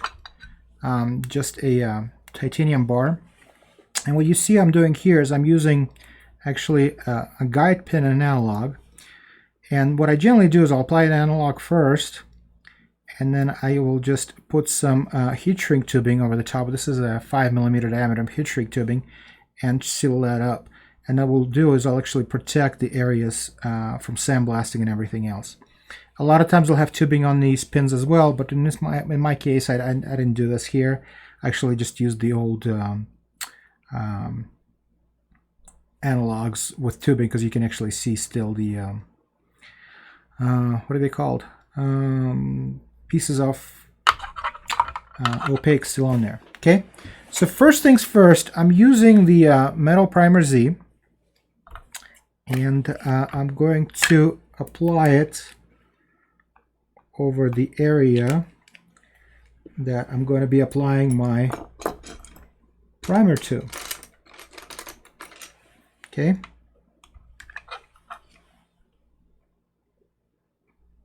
and I'm just covering all the surfaces that I'm going to be doing. I'm actually going to do only half the bar, so I don't need to apply to the whole thing.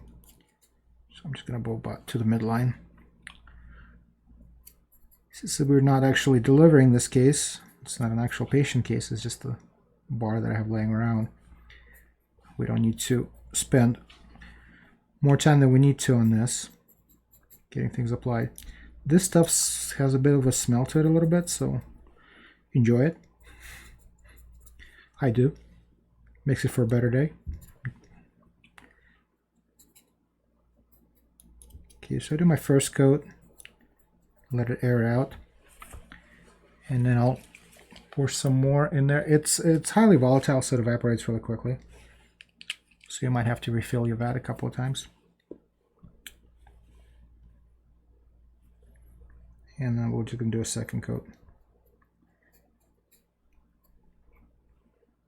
Just like that. Everybody hear me okay? Can everybody see me okay?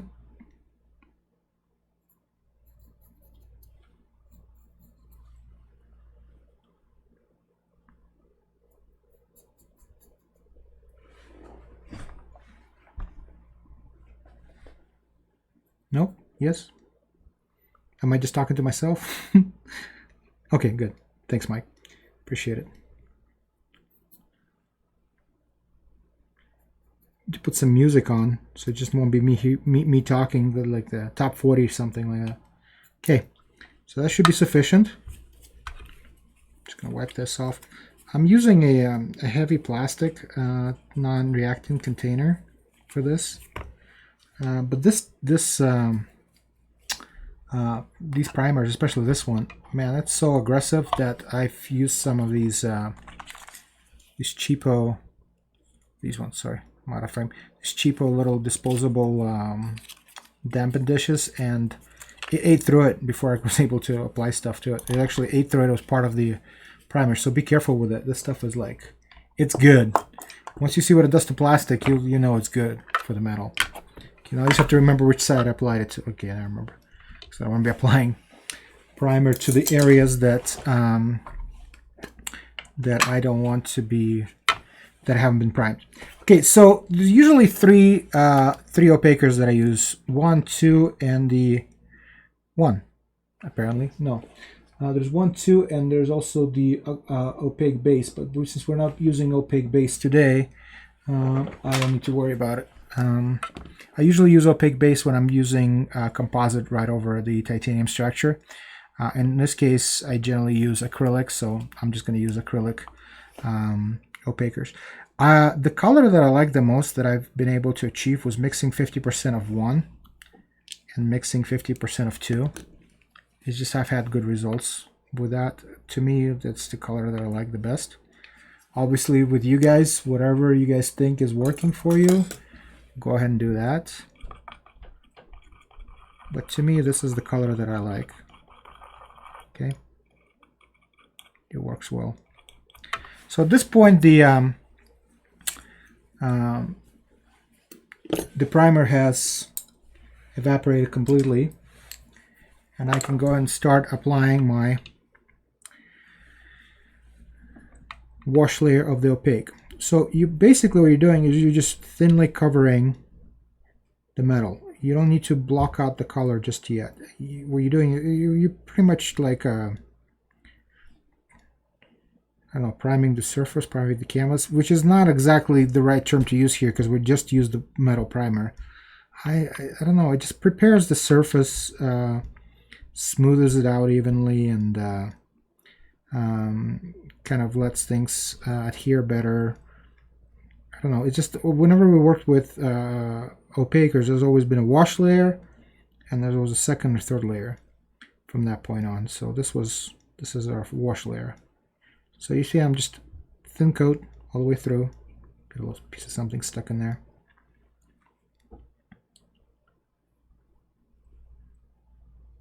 I like this opaque better than the first opaques that we were using. So the Gradia system has opacers as well, but theirs are a bit more thick, And what I've used in the past with that system is I've used the composite primer to dilute the opaque to get the results I wanted, which worked out pretty well actually. But with this, I don't need to do any kind of dilution or anything. It's great straight out of the straight out of the tube. So right this, and that's another reason why I have usually have heat shrink on top of this, just to protect the pins and maybe protect the sides a little bit so it doesn't go in. But the problem with using heat shrink tubing, sometimes if you put a lot of opaquer and it hits the heat shrink too much, when you go to take off the heat shrink, it can break off a part of the opaque. So I don't like doing that. And especially if you have it covered first, when you're applying the primer, the area won't be primed, and when you go to break off the tubing, it can actually break off the parts of the opaque around the tube as well, in the areas that weren't primed. So there's like some negative things with that. But overall, it works out pretty well. I mean, it bonds well, and I did some testing on that. It just works a lot better than just simply opaquing things. I'm showing you my entire technique for opaquing with using the acrylic fibers. It was taught to me by a couple of friends actually. Mark Chan, he's a denturist out of Canada, was telling me the whole protocol of this, and Arian was also actually Deutsch, had some to do with it. There's been so many people in my life that have been instrumental for me learning things that to mention everybody by name is going to be close to impossible. So to all of you guys, I thank you immensely. It's been wonderful to learn from you and to keep learning from you. So thank you for the impact that you have had on my career and my life. I've been truly blessed to have friends and teachers like you. One thing you've noticed about me, I don't generally like to go fast. Every time I try to go too fast, I end up missing details. So I try to slow things down. But today I will go a little bit faster because obviously I don't want to spend the whole day here making you guys fall asleep. Because if I had like music going or something, maybe it would be a little bit better. Actually, you know what? When we take a break next time, maybe I'll turn a little bit of music in the background just to make things a little bit more interesting for you. That's what actually happens when I teach my classes. We do hands-on classes. We actually do have music playing in the background when people are doing these things. I'll just leave that like this, I think. It should be okay. All right.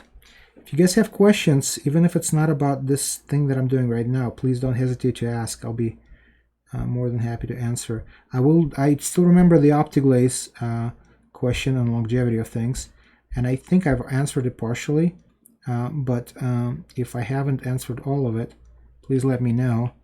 On hybrids, I still get the same, about 2-year longevity on it.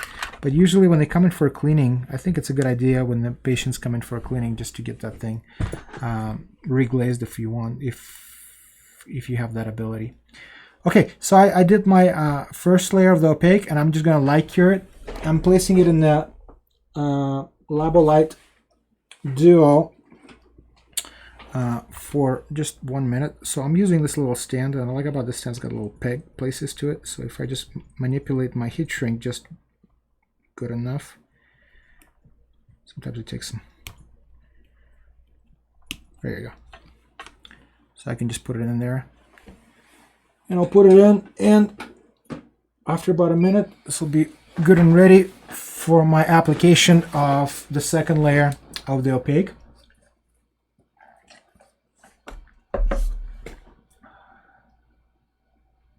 Feels good. I'm drinking coffee at the same time, and you guys can't see me. So I don't know why I just admitted that. I could have just totally hidden it from you, but I guess I feel like I can talk to you guys. 30 more seconds and we'll be ready to go for our next step. So once I do the second layer, I'm actually not going to cure it right away. What I'm going to do is I'm actually going to, like we talked about, I'm going to apply my acrylic powder to it. And what it's going to do is actually going to trap those fibers inside that wet opaque. So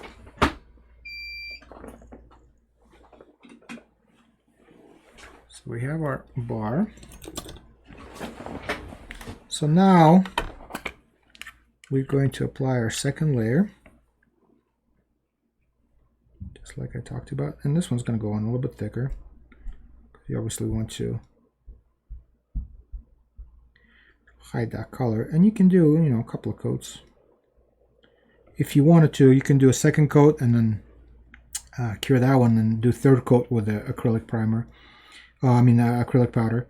I usually do powder on the second coat, and if I need to, I'll add more opaque and more powder on the third coat. That's what I generally do if there's a spot that's showing through.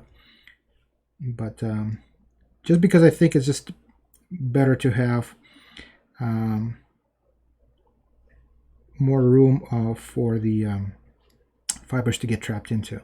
You know what I mean? Because if I did this coat and then I cured it and then did another coat, then the top coat is going to be thinner than this one, and the fibers won't trap as well. Okay. And some people will go in and maybe just round these edges out a little bit. I have never done that, and I never had any issues. I'm sure, I mean, scientifically it will be better for acrylic fractures and all that stuff. But honestly, over the years, we've always been kind of using this L-shaped design. And my opinion, if you have a proper amount of room, which is 2 millimeter of acrylic all the way around, then you don't have issues with fractures, even if you have an edge like this. I think that edge kind of helps to lock things in. Personally, I do. But I don't generally argue on this subject matter because I just simply don't have enough anecdotal evidence on both sides to have pros and cons. I'm just simply thinking out loud. I definitely don't want it to be round because I don't want kind of rotational forces allowing acrylic just to flip all the way. But I think it's, you know, if you have a little bit of a less of a sharp edge there, maybe it would be better. But like I said, I'd never had issues before, so I am not doing it. Right there.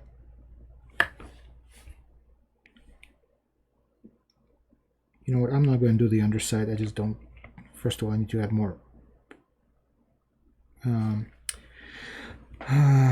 opaquer, and I just simply think we're going to be wasting too much valuable time if we're going to be just opaquing this all the way through. So I showed you the underside with the wash layer. I think that should be sufficient enough. I think I might still need to add more opaquer anyways. Yeah. Let me just mix some more. And I keep my stand right here for these purposes, so I can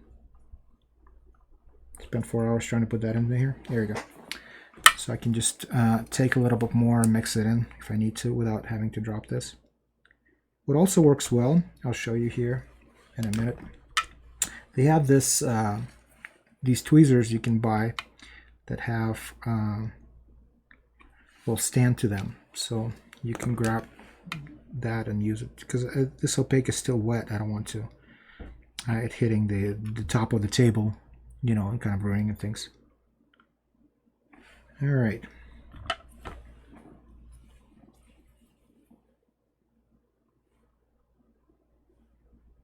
Just like this.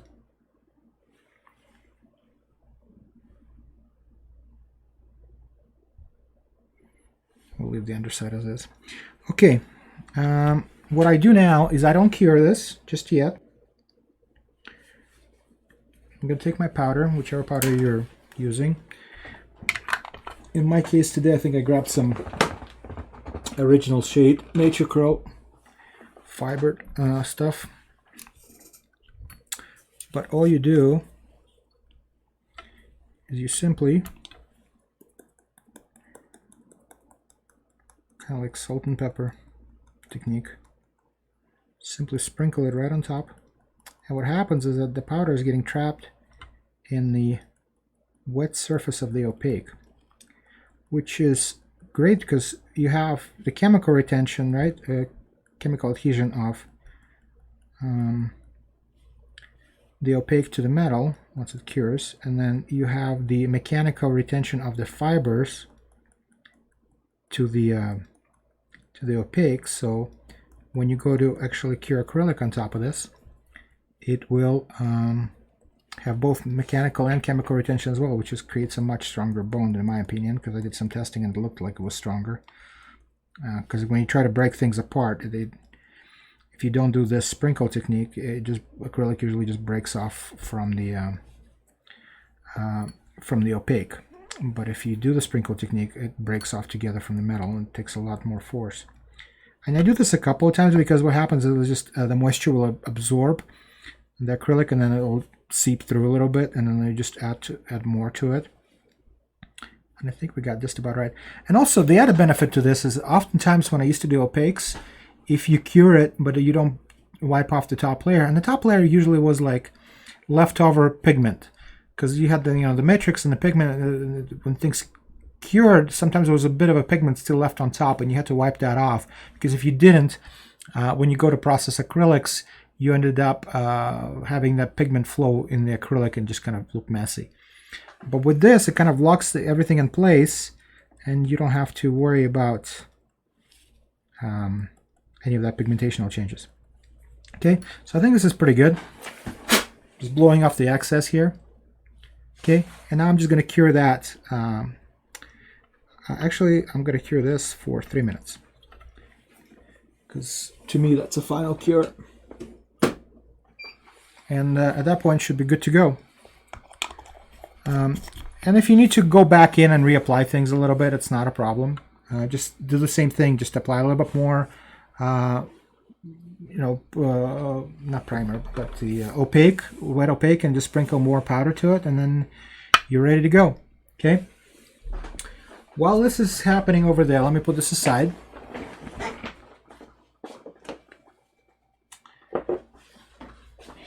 And let's talk a little bit about our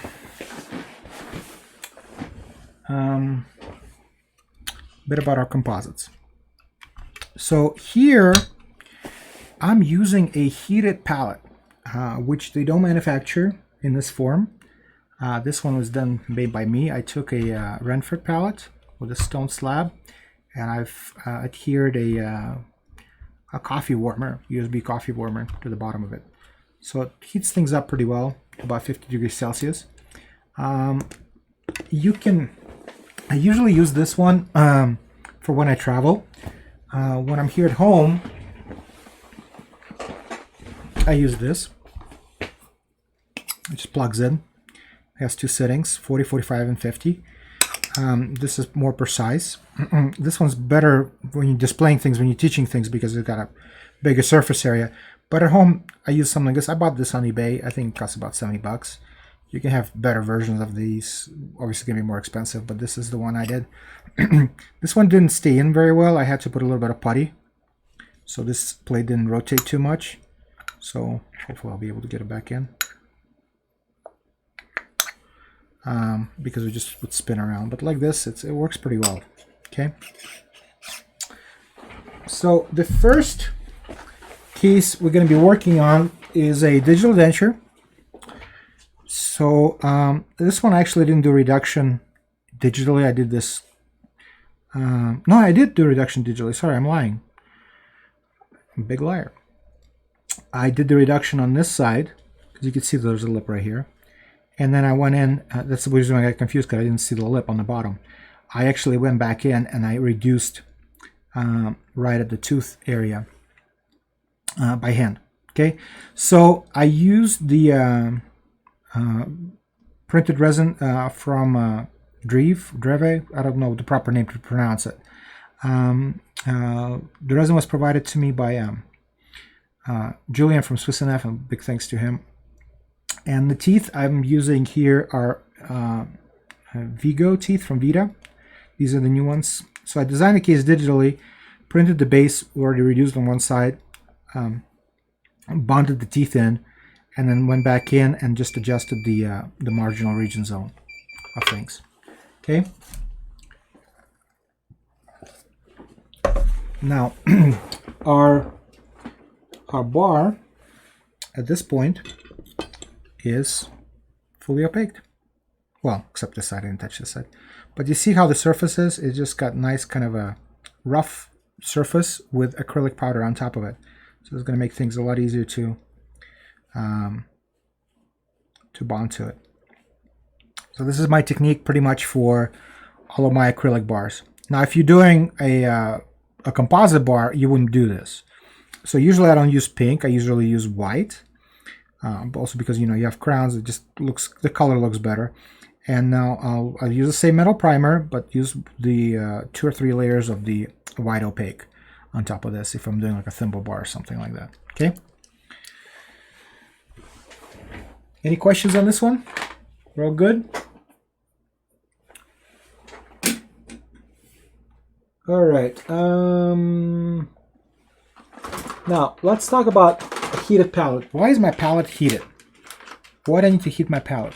When I started doing composites a while ago, my understanding was like if you heat the composites, they do flow better, they adapt better, but the problem is when they're hot, they don't texture good, right? And because every time I would apply composite to my denture, I ended up having issues with texturing, you know. So I started doing things like putting it in the fridge after application just so I could texture it better, and some other techniques, stuff like this. But a buddy of mine in Russia would heat his composites all the time and get excellent results. I was like, okay, fine, maybe I'll try this. So what happens actually when you heat the composite, it's 50 degrees Celsius on here, and it's nice and flowable. But the moment you pick it up from here, it starts to cool down. So when you apply it here, it's still kind of warm and it adapts good to the surface. You have a really good adaptation to the surface. But then it's cooling down to the 22 degrees Celsius in here, and it actually becomes stiffer and becomes easier to texture. So I was like, wow, that's great. So for now, I always heat my composites. Unfortunately, I don't make them in this size. I've retrofitted a couple. I have a really nice smile line tray for composites, and I try to retrofit that. It's just the connection, because it's so thin, the connection kind of would fall apart all the time. So that's why I retrofitted this one. But like I said, this is mostly for travel. Okay. Now, since this is a printed restoration, I'm going to use my composite primer on this. But if this was just a regular acrylic, I would definitely use this, the acrylic primer, because it works great on that. But since I don't know what's exactly in here, what kind of additives they have, I'm going to use my composite primer. Okay. So the surface was reduced, adjusted, sandblasted, steam cleaned, hot air dry. So it's completely nice and clean. Okay. So what I'm going to do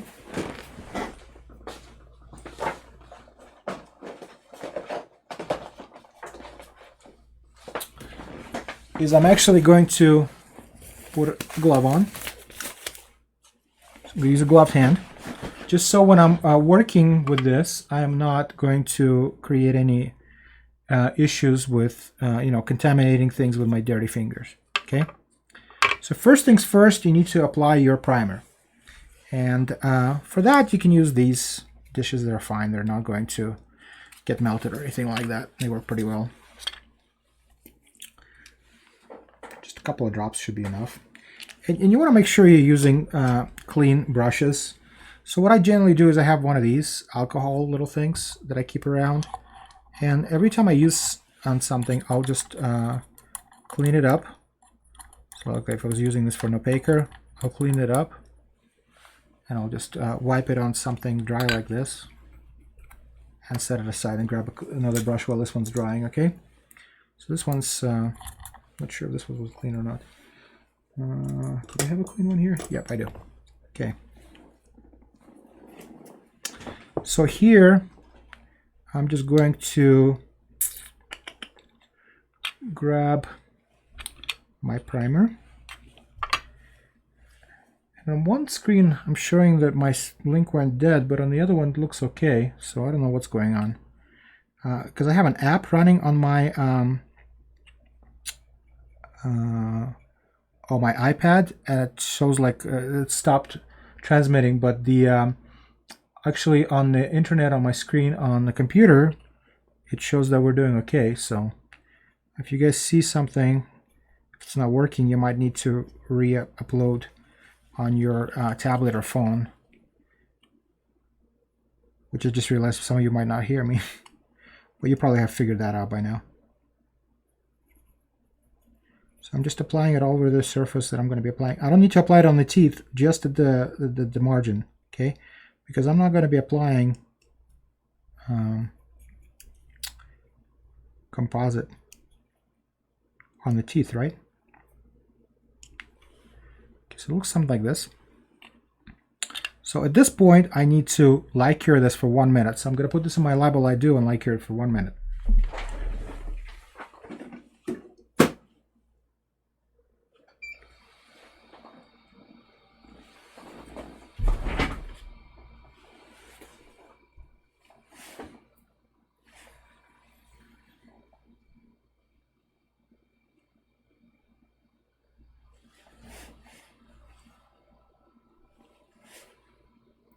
All right. Any questions? Any problems with the stream? Everybody can see me okay still, hopefully, because I can see me on my computer. So I don't think there's any issues.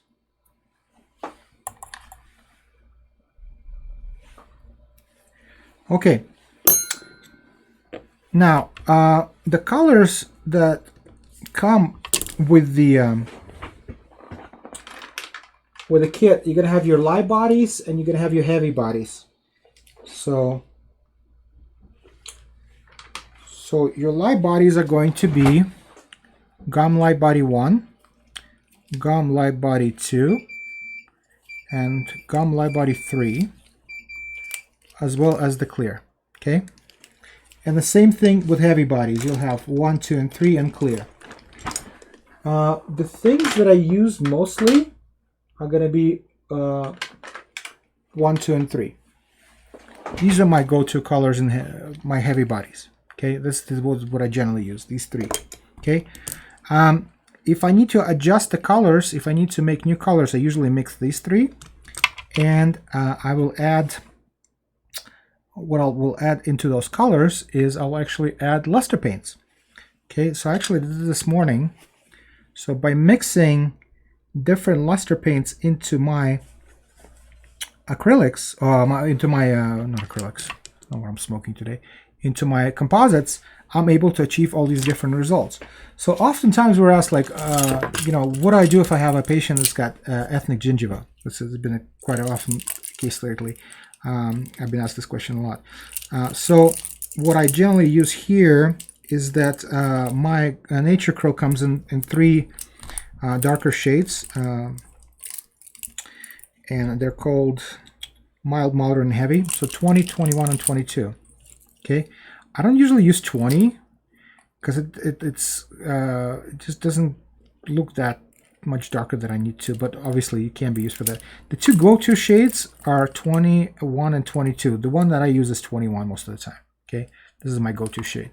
Okay, but then if you look right here, none of my obviously 1, 2, and 3 colors are obviously going to be too pink, so I need to get the colors like these to be applied to that, for example. So a couple of combination of things that works really well. So the if you take on, for example, violet luster paints, really nice color, and also lavender is a nice color, but we're going to use violet in this case. And if you take my number 1 color, which is going to be your most red one, okay, take some of this. I'm going to take my favorite spatula. Big fan of Composite Instruments by Smileline. I'll just be honest with you. Had a great relationship with these guys over the years. Chris is awesome.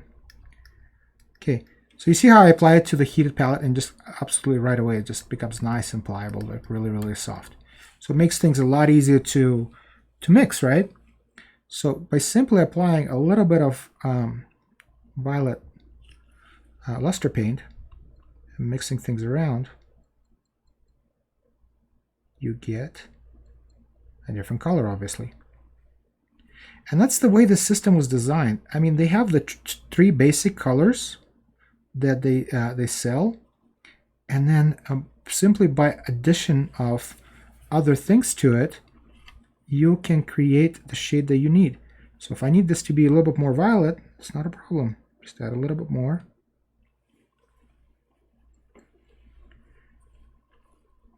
And I get what I need right here. I'll be able to incorporate that into my other colors. So I can either use this on its own, or I can mix this in with other colors and to get the color that I want. It makes things work a lot better.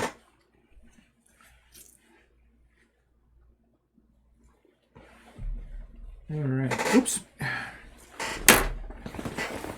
Just make sure I still have.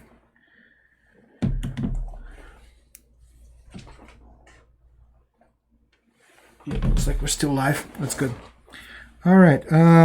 So that's for this violet, and I'm actually going to be able to use this now. But let's say, for example, I want to have, you know, a more a brownish color like this, right? So the red that comes in the luster paints here, it's a different kind of red. It's not the red that I'm used to. They call it bright red, but it's got a little bit more of a almost brownish look to it, I think. So when you mix that together with other colors, you can get a really nice brown. Just move this back so I don't make a mess. So let's say, for example, let me grab a piece of this so you guys can see a little bit better. So if I'm going to get the red here, see how it's got that little brownish look to it? When you spread it, you can really see it, I guess. Okay. So if I mix that with, let's say I'm going to grab a D shade luster paint, and I mix that together,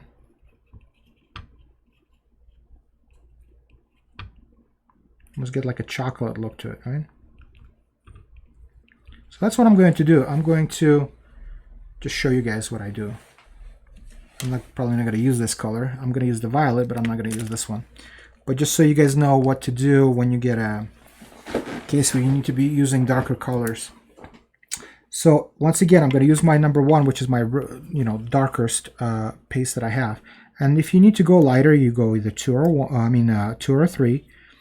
But also, if you need more translucency, all you do is you add a little bit more clear to things, and it's going to give you the translucency that you need. But for now, I'm going to add my red.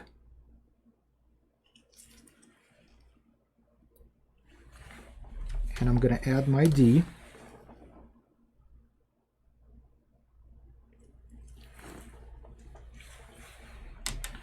And I'm going to mix all this in. And the way I actually have this palette set up, it's hotter here and cooler there. I got my hot zones and I got my cool zones. But by simply mixing this in,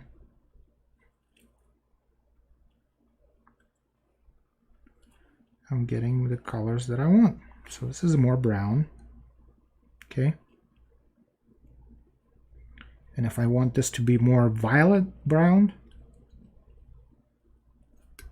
I can even take a little bit more of my violet. You have to just go slowly. Don't go too quickly, because if you add too much color at once, it's just going to create the color that you don't want. It's going to be too saturated. It's going to be too violet, not enough brown kind of thing. So go slowly, just kind of see things. You know, I'm going to add a little bit more.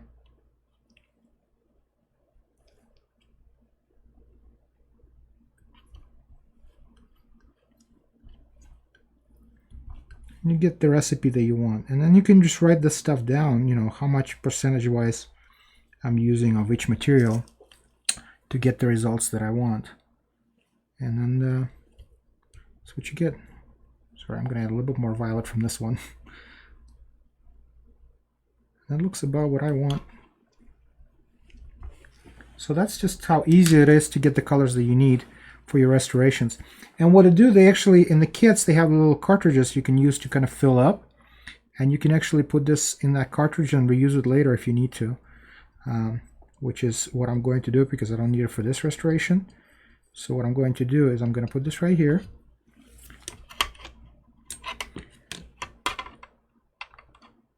And I'm going to grab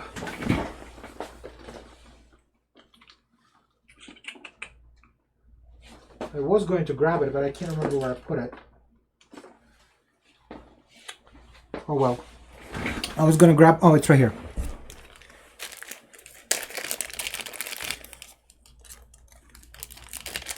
So you get these little cartridges right here. Which you can just drop on the floor. Sorry. So you just take this. See, it's already started to cool. And you just fill in your cartridge.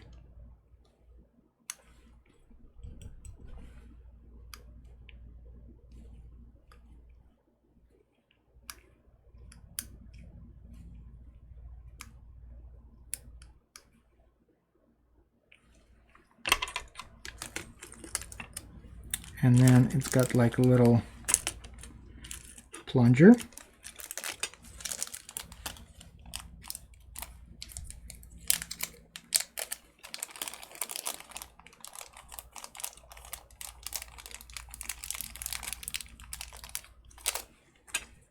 You put in there.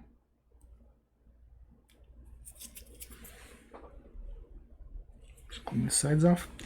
And you can just use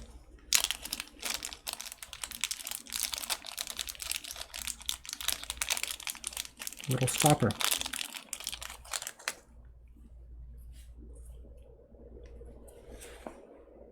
So now when I need, you know, with a case where I'm doing ethnic shade, I can just take this out of the fridge or whatever and use it on that case.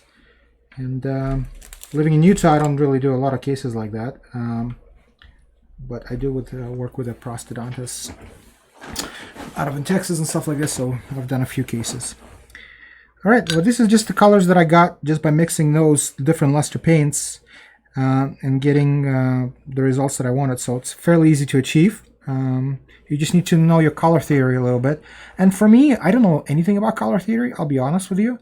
So what I do is when I'm trying to learn some things, YouTube, colors, how to mix colors. There's painters from all over the world, you know, just showing their techniques and stuff like this, and they're just excellent at what they do. So there's no shortage of information out there at all on stuff like this. So I highly recommend you guys try them. And if you have any questions on it down the line, you can always just private message me, and I'll make sure to answer as much as I know to help you guys out.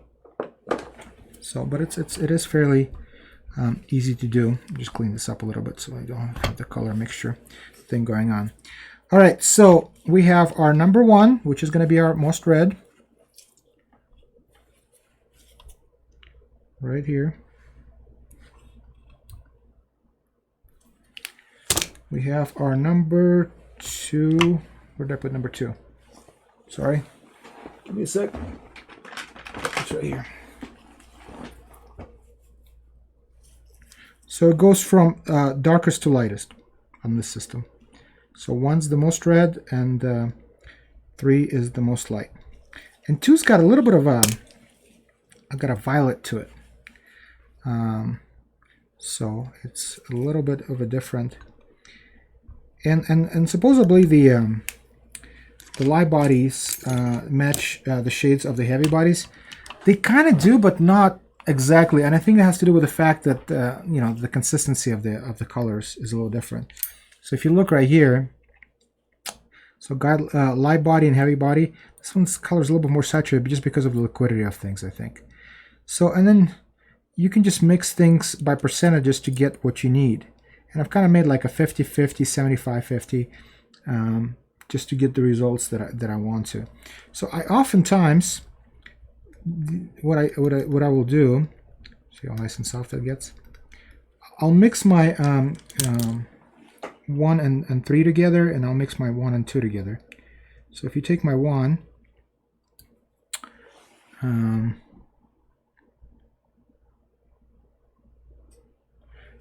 yeah, Mike, I can do that. That's not a problem. I can show you which colors you need to get the other effects. I mean, Mike Cumby was asking me if I'm going to tell you guys which luster paint colors I used to get the other effects on that demo piece. I actually have a little sheet right here I was mixing earlier today. You can kind of see what it is, so I can go over this sheet a little bit. It's actually pretty much the same, almost the same combination of colors, just the amounts of colors were a little bit different. Okay, so let me go back here and mix my colors a little bit more. So 1 and 2, and obviously 50-50 is going to get you a little bit different than 50 and 75 and 25, like right here, for example. You can get a ton of different colors just by doing this. Okay, and we're going to do the same thing with 1 and 3. It's going to be a little bit lighter. So this is going to be usually around the areas of, root eminence and stuff like this. So like that. Maybe just a little bit more. This, it's not too light. Okay, so the mixture of 1 and 2 is what I usually use around the free gingiva. And this is around eminentia. This is more in the proximal. This and this is more in the regions of the vascularity, where you're using in the mucosa and stuff like that. So we have our denture primed and cured. If you have a surface that's too wet, you can always take a clean glove and just go over it to wipe off the extra excess, as long as you don't use dirty fingers.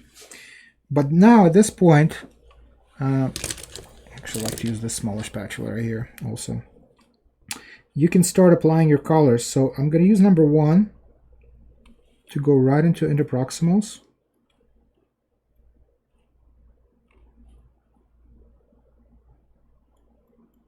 Just like that.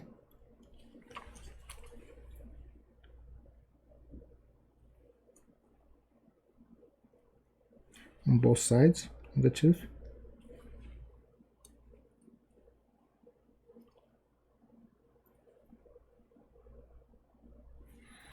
I'm going to need a brush here. These ones are clean already. Okay. I work with a couple of different instruments. I don't have a set standard for instruments. It also depends highly on how the composite is behaving that day, or how I'm behaving that day, or what I have next to my hands. I have quite a few different things that I'm using. Sometimes I'm using brushes, sometimes I'm using spatulas, sometimes I'm using silicone instruments, or something that I've made on my own, things like that. And I'm just going to show you guys one technique, and then we can deviate from that. So this is number 1, just pure number 1. We got a mix of either 50-50 or 75-25 of number 2. I'll actually use both, just so I can kind of get. See, I hate when this happens. There we go. At the free gingival region, and that's what's great about this one's a little bit more opacious, and I like that because some of these printed resins are a bit translucent, and I want to hide things like the margin, for example, right here. And I'm able to do that by using this composite. Okay, so I have the obviously the lighter one is going to be the 50-50, and the darker one is going to be 75-25. So I'm going to use a little bit darker one right here on my region where it's kind of going closer to the interproximals, just because it's kind of the area where it's you have the most adaptation between the colors, right? I don't like having a straight a line between the colors. I wanted to have like a transition. That's why I don't cure the colors right away too, because I like to have things going in a smooth direction. Okay, sorry, I tend to lose my train of thought sometimes when I talk and I work at the same time, because I get so into my actual case, because I really enjoy doing this. I'll be honest with you. This is I've been having a lot of fun working with composites over the years. It's been very therapeutic to me as well, and because of that, I tried to kind of get in the groove, get in the zone, and next thing I know, I'm just sitting there silently, just kind of working away, and it kind of becomes an issue when you're teaching things to people, and they're like, "Hey, dude, are you gonna talk to us, or are we just gonna sit here and pretend and you're gonna pretend we don't exist?" So I'm going to add a little bit of that mixture of 1 and 3 right here at the eminences.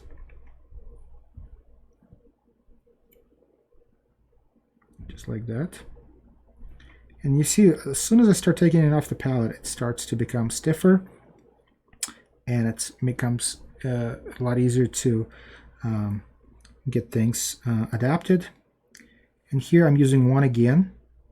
So I'm just going to mix things up a little bit, so it's just kind of going into slight transition. And I'll add a little bit more 3 in the area just to get a little bit more minutia showing. Okay, just like that.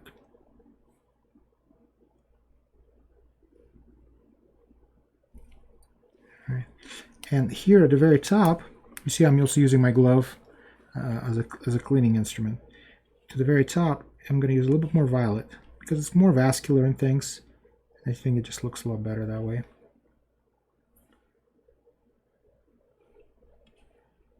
I'm going to mix it together with the red.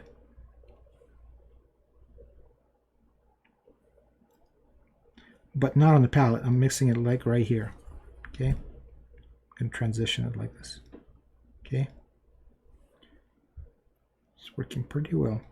And now I need to add a little bit more 3 because I don't show enough eminentia, which is fine because I can just do this.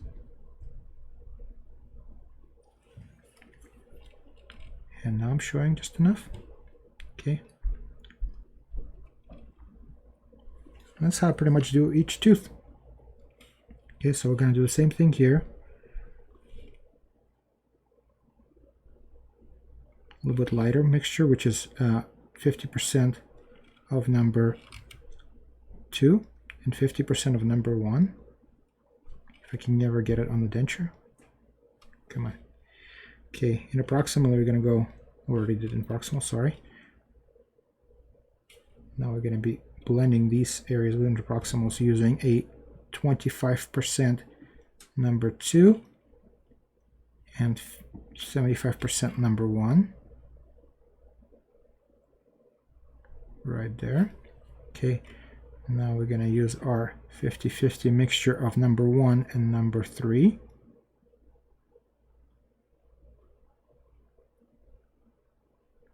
Just like that. Okay, going to use a little bit more red right here.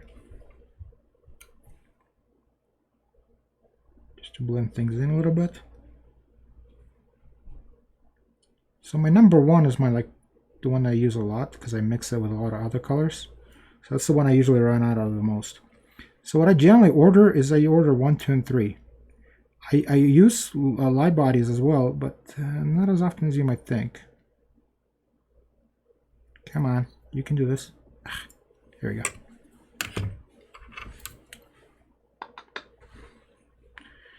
Okay. Just going back and forth a little bit and just checking to make sure that we have enough information and everything. Because I'm going back and forth on screens. I want to make, because I have a screen right here that's showing me my camera look, and I have a screen behind me that's showing me the look of what it looks like on YouTube, and also I have a look that's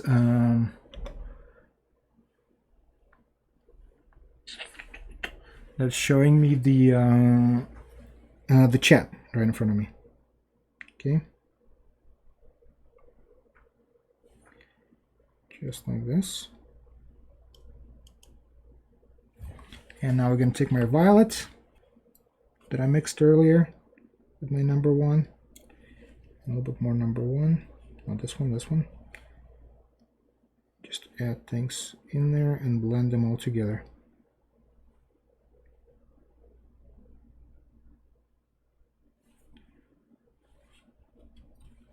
Just like this. All right, let's see what we got here. That's exactly what I wanted. See, I always tell you guys this is exactly what I wanted, because even if it's not exactly what I wanted, I don't want to look like I don't know what I'm doing. So you're always going to hear me say, that's exactly what I wanted.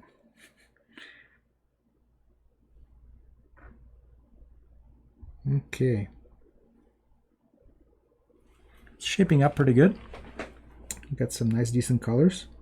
You can put more accents into this if you want. You can use a little bit of Optiglaze and use it as internal staining, for example, just to get like maybe a couple of little red veins. We might do that too. But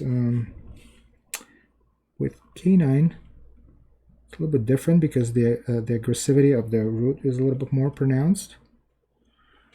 So I want to make sure that I don't miss that.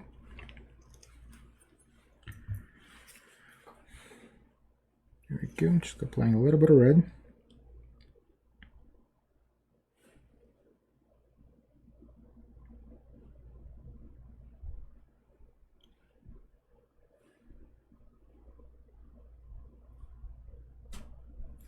All right. Same thing for Gingiva. And oftentimes when I teach composite techniques, I tell people to hold their denture like this because of the flowability of composite. You don't want it flowing interproximally, but with this material, it's not really an issue. It kind of stays in place really well. So I don't generally have issue with this flowing on the teeth at all, unless I place it on the teeth by accident. So with this one, I don't really need to worry about too much about keeping it downward. So if you see me doing that and you're like, well, you just taught us differently. No, with this particular composite, it's no longer an issue. Still an issue with Optiglaze. So you still have to be careful there. But no longer an issue with this. Alright, so we're going to have to use up all of our 50-50 mix of 1 and 3 for the rudimentia here. Just like that.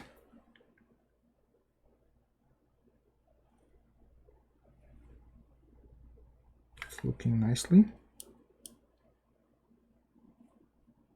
Make sure I blend this well. I want to have a nice transition. You know how the colors, they just kind of dissipate and not aggressively shine through?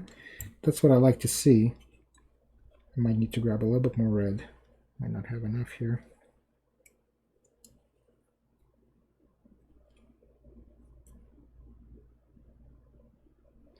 Give me a second, guys.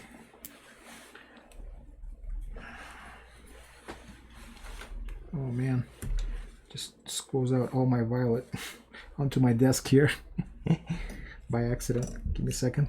Clean up, aisle 5.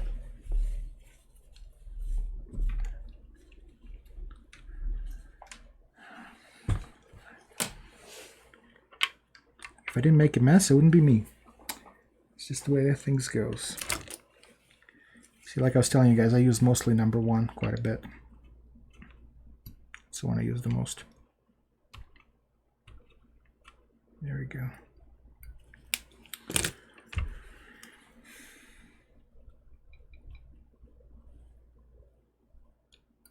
is my base color for the mixing. To add a little bit more 3 here, just to make this a little bit more standing out of eminentia. Just like that. Now I'm going to use my violet right here.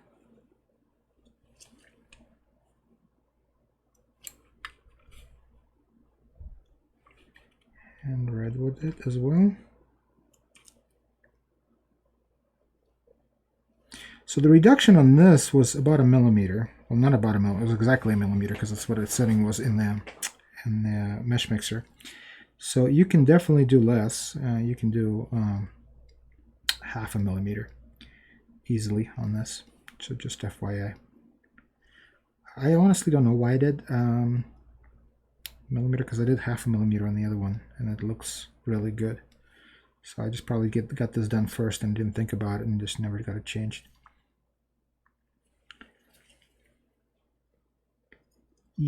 I think I remember why I did 1 millimeter on this. I was worried that the base was too translucent, and I wanted to hide it a little bit better. That's why I did 1 millimeter. But I think 0.5 millimeter would have worked here fairly well, and would have had to use less composite. Okay, I'm actually not gonna do a full denture. I'm just gonna do this premolar. I'm gonna leave those two there, just so you guys can see the difference between, you know, not reduced, reduced and filled, and then not filled. So it can be like a little, I don't know, display piece. Just turn this on. For some reason my iPad turned off. There we go.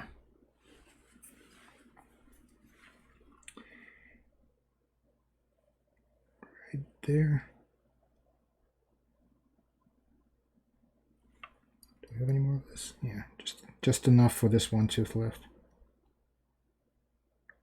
So once again, number 1, 50-50 mixture of number 1, number 2, 75-25 mixture of number 1 and number 2 right here. Okay, and then this one I'm gonna have to mix more.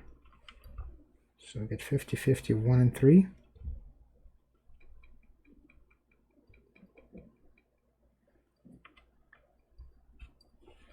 Actually, you know what? It's probably gonna be more like 60. Oops. Yeah, it's 60 or even 70. 1 and 3, because it's just way too light otherwise, in my opinion. There we go. Yeah, that's better. Okay. I might actually write a little bit more on top of this just to hide it a little bit better. I'm going to use my red right here. Just kind of blend things in.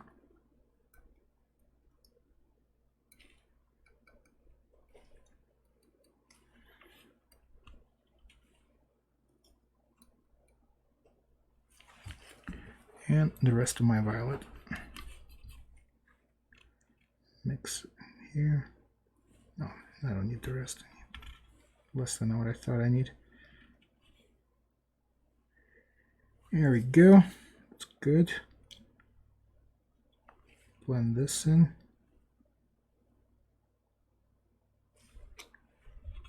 Actually, I was right the first time. I might need the rest of it after all. There we go. It's looking pretty good. Just gonna be slightly more aggressive.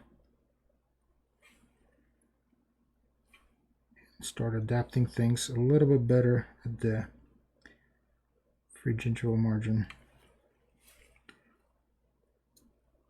I mean, obviously this lip is a little too aggressive. I mean, I would have polished this down a little bit more if this was an actual delivering this actual case.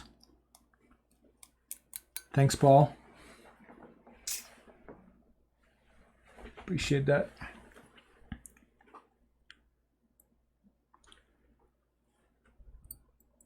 There we go.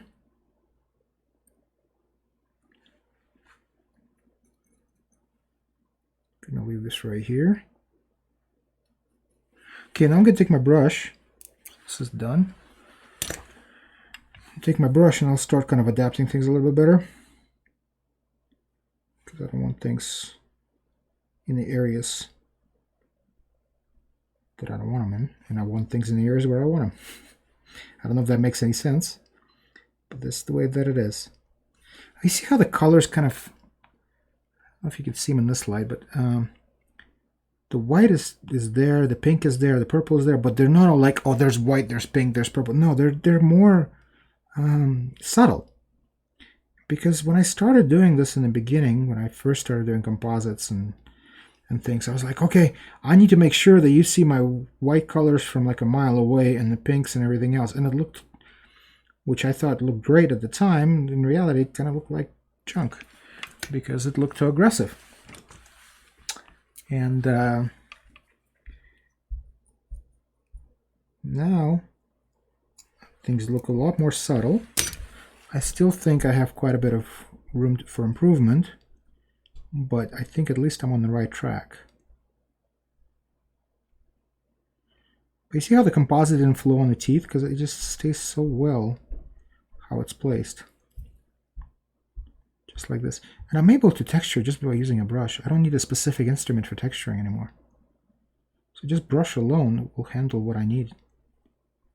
I'll be honest with you, when this first came out, I was a bit apprehensive. I was like, I don't know, man, these are not the colors that I'm used to. Because I already know the schematic that I'm doing with my the Gradia system. I've been using it for 6 years, or for that time it was like 4.5 years or something. Like, I know how things work, I know how things last, I know what to put, where to put it, and how things are going to work out. This, I got to start from the beginning and get things worked out. So I'm like, I don't know, man. But slowly but surely, once I got everything lined up, it started to work out pretty well. All right. So this is about where I want to be.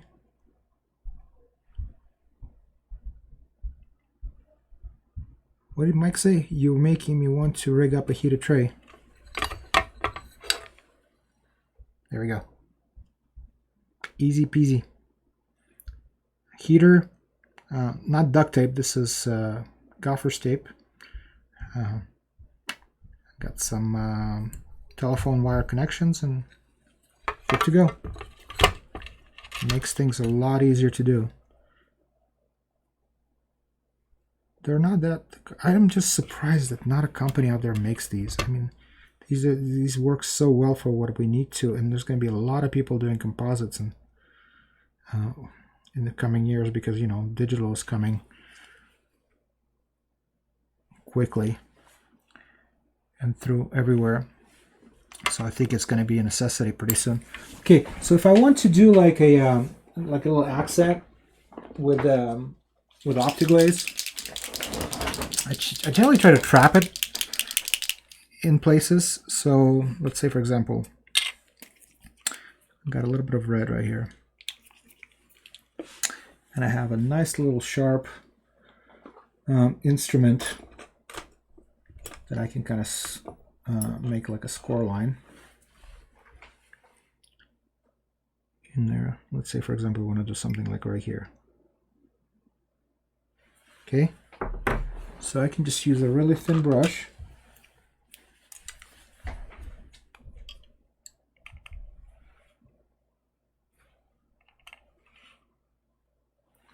So if you guys see my like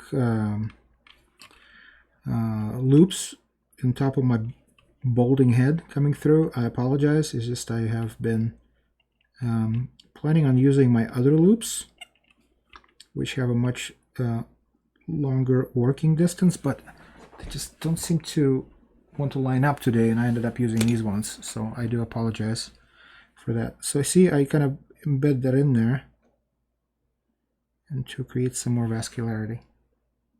Okay, once you do this, once this is all lined up, I'll leave this like this. Double check, make sure your margins are nice and clean.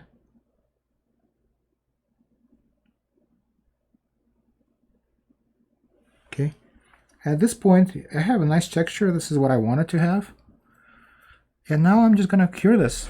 So I'm going to cure it for 1 minute first, just so everything freezes in place, and then I will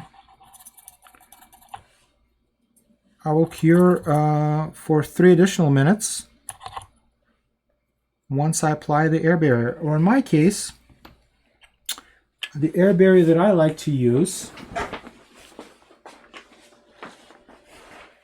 is this Spectre 360 electrode gel. I don't know, I've just been a big fan of this particular thing. It just goes on nice and smooth and cleans off really easy and seems to get rid of everything. But if you have an ability, you know, to do that, or you can go ahead and do that. If you don't, just buy the air barrier stuff that's sold in the kits.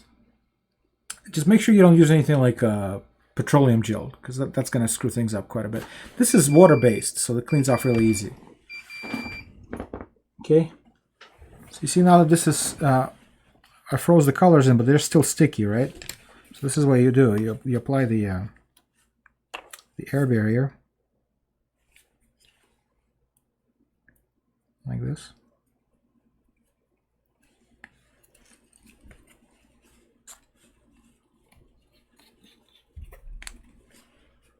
Just make sure you cover everything that you've applied composite to.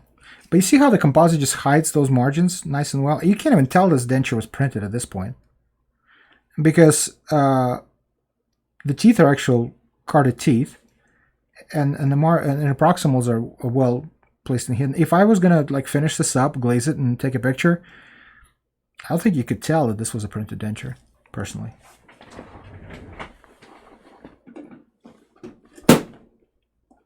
Okay, 3 minutes. Let me change my glove out. All right, Mike,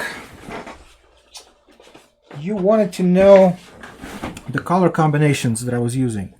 So if you look, so these are pretty much 50-50 mixes of red and lavender, blue and lavender, blue and violet, red and gray, violet and lavender, violet and gray, red and D. Now I showed you red and D, and then red and blue. So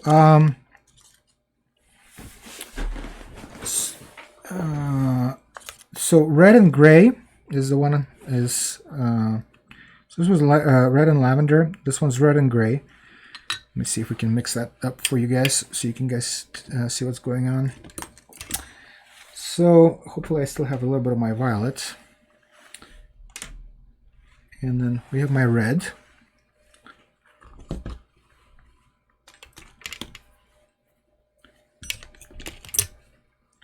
So we're going to use number 1.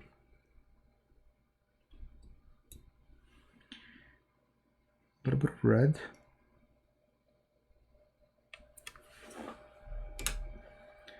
And where's my gray?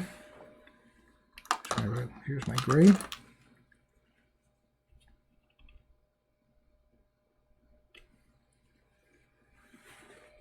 Right there. And just mix that together.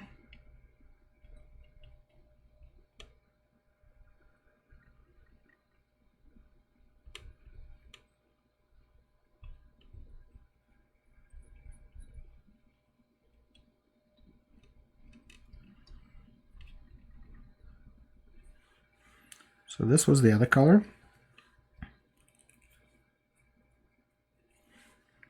It's looking pretty nice. I like this one because it's pretty close to this.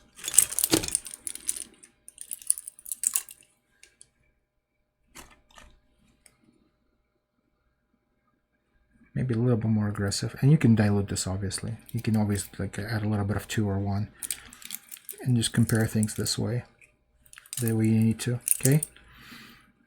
And then this one has a lot more violet to it.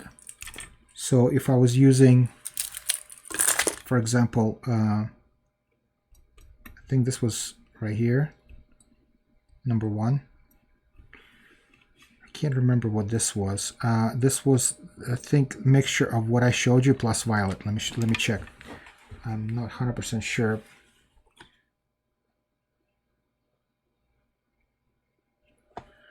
Just gonna double check this real quick. Give me a second, guys.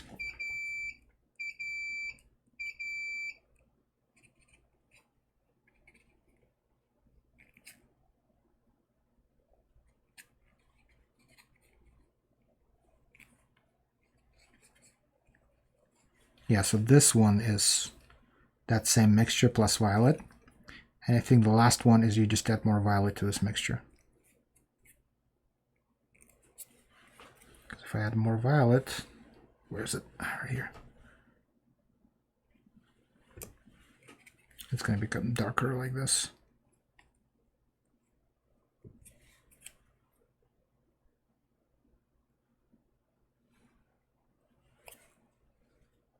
Obviously, I mean the amount of percentages, but you just kind of see the color combinations that you're doing. Okay. This had probably a lot more than this, but I can get what I need from this, guys, easily. I mean, this is way more than majority of the cases will require. Majority of the cases, you're probably going to use something like this, and something like this, and maybe something like that. And then you're going to be done. Just fill this up, and then you're good to go. And like I said, you know, pre-mix your colors if you want and just store them. That won't be a problem at all. Just make sure your base acrylic is that color, and you're fine with it. And if you're even if you're doing opaques, you can mix. Don't quote me on this. I haven't checked with the R&D department, but I'm pretty certain that you can mix luster paints with your opaques and get the color of the opaques that you want without having any issues. So to me, can you do ethnic shades straight out of the syringe? No, but how long does it really take to mix this? Not really a big deal in my opinion. But that's the way that the system was designed. I mean, it was designed to have the basic colors, the 3 basic colors, and then from that you design to make a combination of what you need. They basically, what they did is they kind of followed the crown and bridge guys, because that's what they do. I mean, they just most of the time they will just mix things the way that they need, without because teeth they're not like denture teeth, right? They don't come in like A1, A2, and 3. There's usually a mixture of things, so they're used to mixing stuff. So for us, it might be an issue, but crown and bridge, they don't have any problems there at all. All right, so now that the denture has cured completely, what I generally do is I'll go and I'll clean this off, and then I'll lightly pumice this and then sandblast it, and then apply glaze to it. But we're not going to do that right now. I might do that during the break or something, and just get things prepared. Or I'm not sure. I might just show you guys how to glaze things. Maybe not on this one. Maybe on something else. I will finish this up eventually and glaze it and post pictures for sure. Okay. What time is it now? It is 3 o'clock. So let's take another 15-minute break, and then we'll come back and I'll show you something like this. Okay, I'll go from there. If you have any questions, let me know, and we'll try to cover everything we can. See you soon. Okay, guys. So I'm back, and hopefully you guys can see me. For some reason, my computer is actually screen not doing too well either. Please message in the chat. Let me know if you guys can see me okay or not, because I'm not 100% sure what's going on. Okay, I haven't heard anything, but I'm going to start a little bit. Hopefully somebody can see what's going on. No messages yet. Showing I have internet. Looks like we're live here. I don't know. Let me text somebody. See if they can see me or not.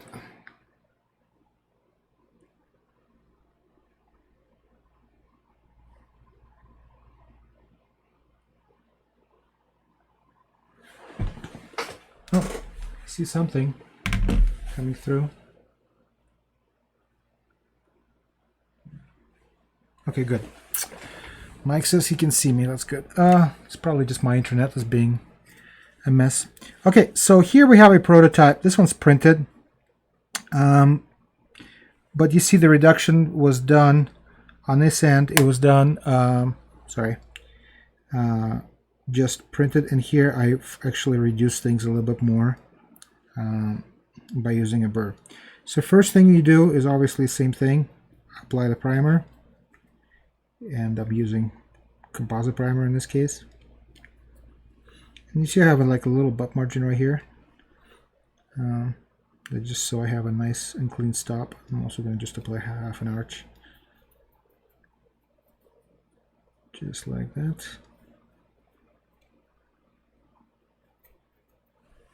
Okay, and like here for 1 minute. And while let's like here, I'm going to talk a little bit about things. So I actually, while we were on a break, I actually went and I, here's me using my dirty fingers, sorry. Went and I actually polished it a little bit, and then I sandblasted and I steam cleaned it and dried it. So now it's ready to get the Optiglaze applied to it. Hopefully I didn't touch it with my hand, but since this is not an actual workpiece, it's not a problem. Let's see. So I also went back and I mixed a couple of more colors again. Same proportions as we were before. I just needed to get more things, and I probably just need more number 1 as well.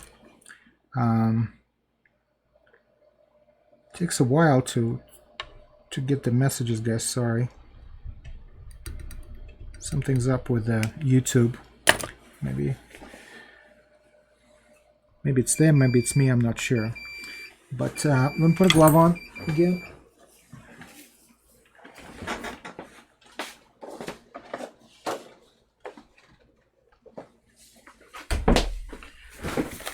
Hopefully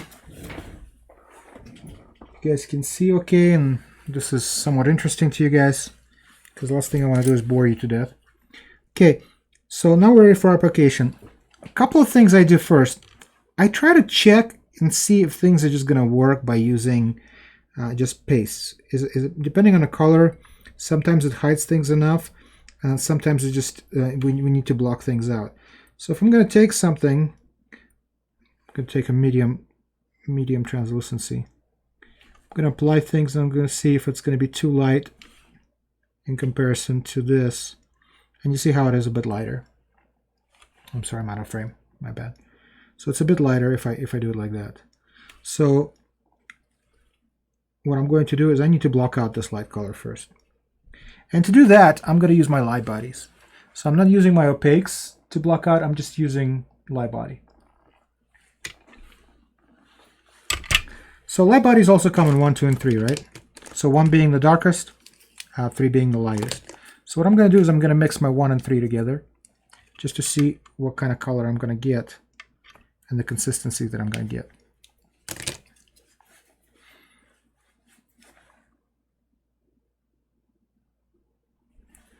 Okay.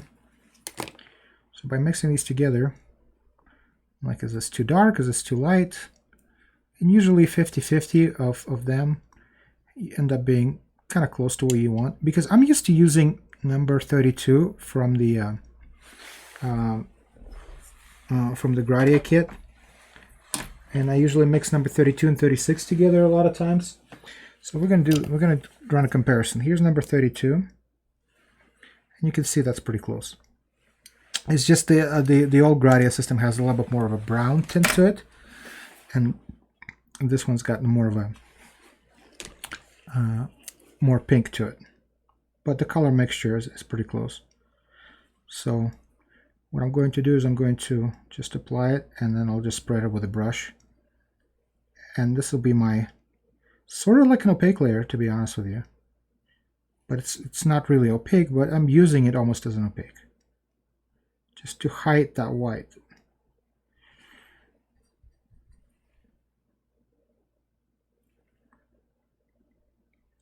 And in all honesty, guys, oftentimes, quite a few people that I know, they don't go through all this trouble.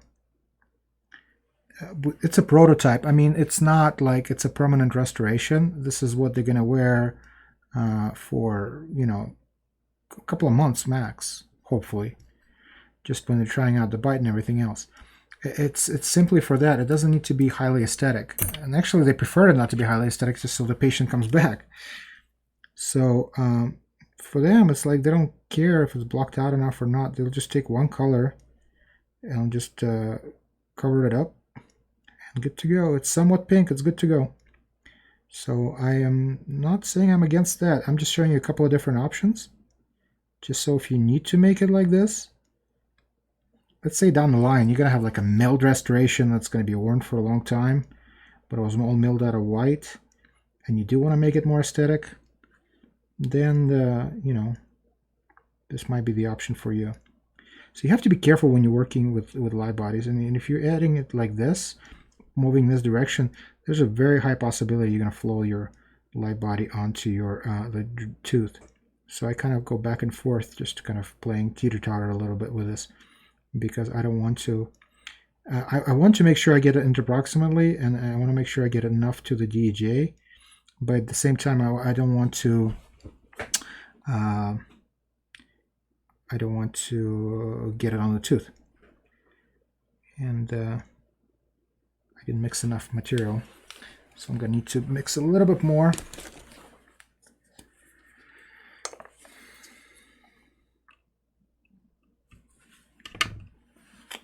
Gum light body 1 and gum light body 3.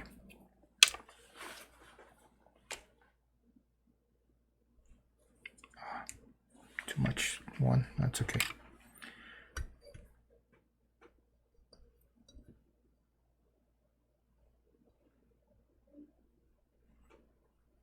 It's going to be a little bit darker, but it's okay. You guys will forgive me, hopefully.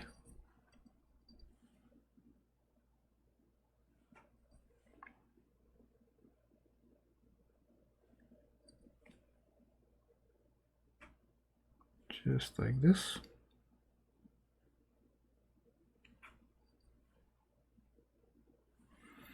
All right.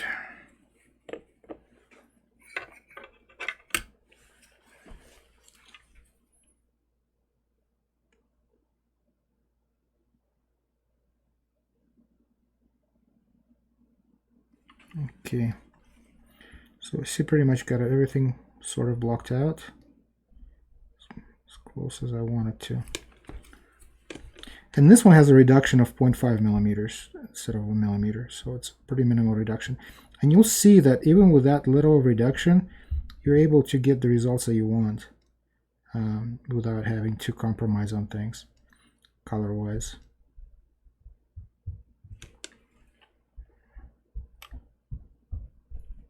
Got a bit too much right here.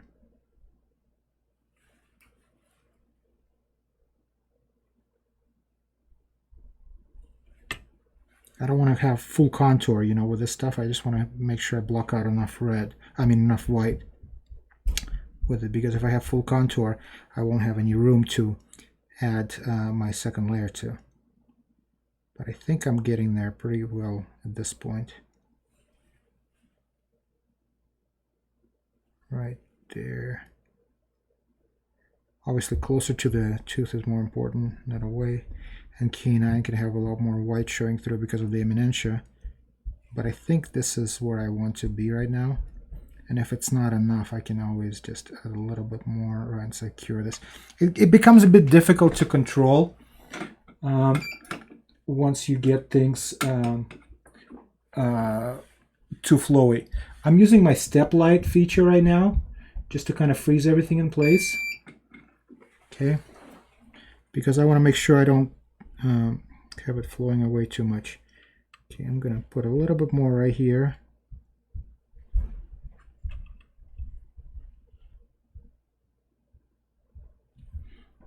A little bit more right here. Just right in these zones. Okay, that should be good. And I'll do 1 minute cure. That should freeze that layer pretty well. Clean my brush with alcohol and let it sit here. Clean this up.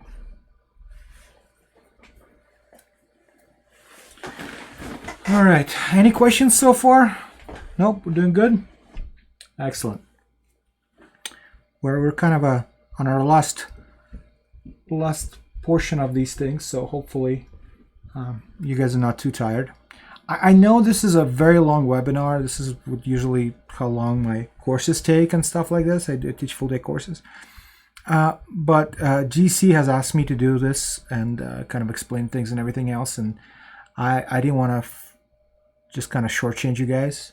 I didn't want to shortchange GC, so I'm giving you probably more than you wanted to hear today, but you know, you can always just come back and rewatch it later if you want to.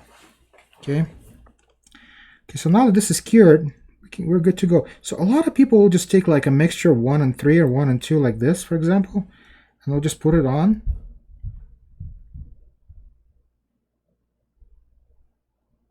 They'll put it on they'll put it, which I can't seem to manage, sorry. And they'll just adapt it.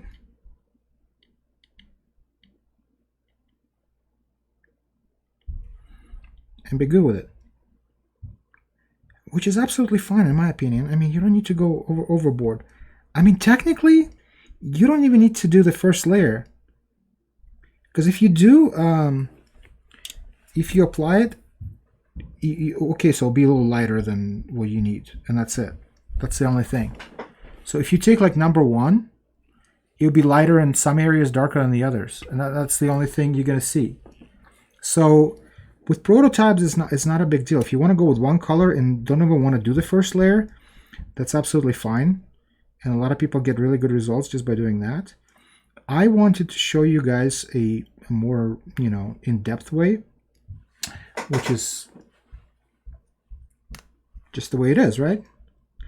So that's why I'm doing it a step by step. And that's what I usually do during all my courses. I've kind of show people different techniques and kind of let them decide what they want to do. Do they want to spend 3 hours on a prototype that's probably going to bring that much time, money into it, or maybe you do, because you know, usually when you spend a lot of time on things and get things done in a certain way, sometimes that will bring money in by itself. So let me put. I might have to use a different spatula here because these contours are much smoother and smaller. So I will use. What will I use? I will use this. This is an Optroscope tool made by Ivoclar. So I'm just going to put this right here. Free Gingiva. Gonna put this right here. Actually, I might need to go smaller than this. Sorry guys, wrong tool. That's why I have several of them. I'm gonna go back to this. This is the Smile Line one. Yeah, that's the one that's gonna work best. So I got a thin Smile Line spatula that I'm gonna use for interproximals.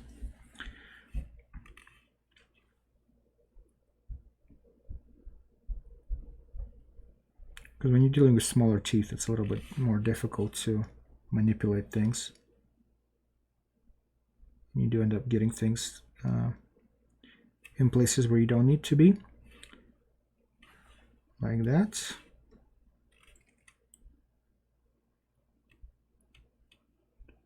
I really like these colors. They're kind of a more of a pinkish rather than brownish tint to them. It's one thing I was kind of lacking before. Okay, so I got my mixture that's a little lighter and a little darker. So I'm going to use my lighter one here. Like that. I'm going to use my red right here. I'm not going to be using any purple on this one because I mean it's a pretty short denture, and if I'm going to put, because it doesn't go down to the mucosa, right? So using purple up here, it doesn't look right. So here's we're just going to have reds. No purples, just light and dark reds. And here we get our mixture of the eminentia, like this. And a little bit more red right here.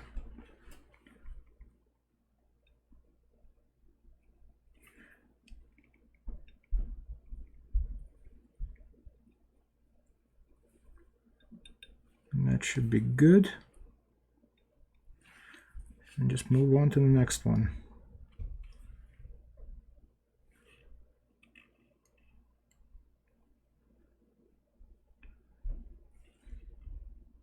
There we go.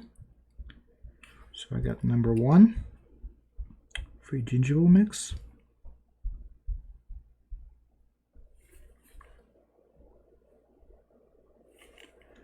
right here. Can use my brush to adapt a little bit better.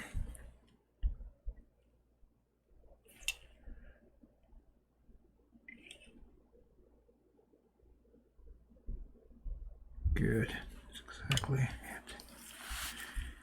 Okay, slightly darker gingival mix right here to blend with reds.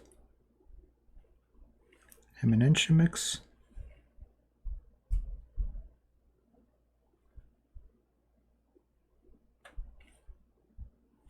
And back to red.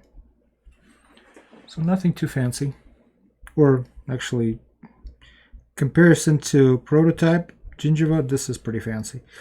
But also, it's kind of like what you want to use on titanium sort of kind of thing, right? Except you'd use a different opaque. Wouldn't be white. So you'd opaque the layer first, and then you would do the same thing. You would do the layer of pink, flowable, and then you would do the rest. So even though I'm making a fancy prototype mix, it's going to be a good mix of composites for your thimble part type illustration. So hopefully it also will give you something to work with. I'm just going to do these teeth right here, and I'm not going to spend too much time on this because you kind of guys already have the idea of what I'm trying to show you. And I think I'll just be wasting your time, but by going making the whole thing.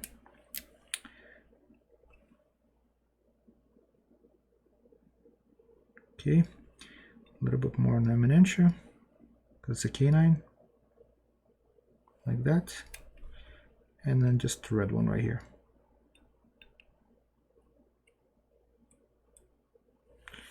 All right, and then we're just going to go and adapt this.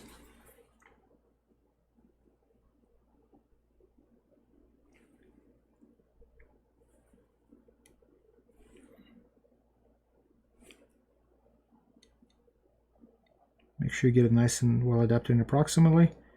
Push it right to the gingival margin, just so you don't see that little step where you reduce the tooth, or the gingiva by the tooth.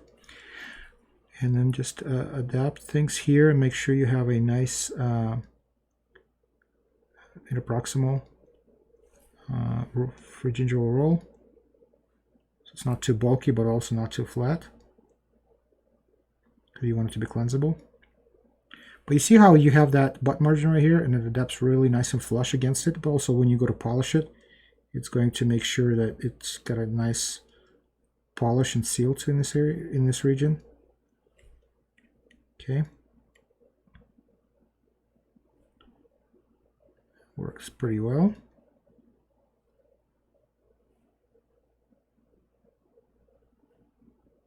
All right. So that's about it. So what we're going to do now is do 2 cures. It's a little light right here, actually. I need to do a little bit more right here. Sorry, I missed the spot. See right here, the canine just a little bit lighter than I want it to be. A little bit too thin. So I'm just going to add a little bit right there.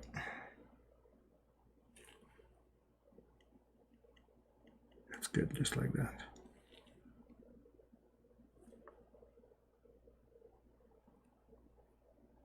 Okay, we have nice contours, we have nice changes in colors. Okay, and freeze it for a minute, apply air barrier, and that's it. Then you polish, sandblast, dry clean, and Optiglaze. So let me show you a couple more little things. So we're done with the palette. We don't need the palette anymore. Let me unplug this. What am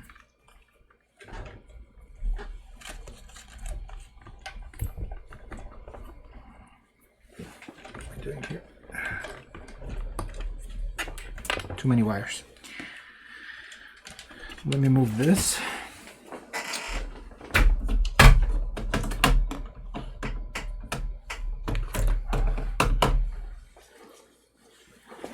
clean this up.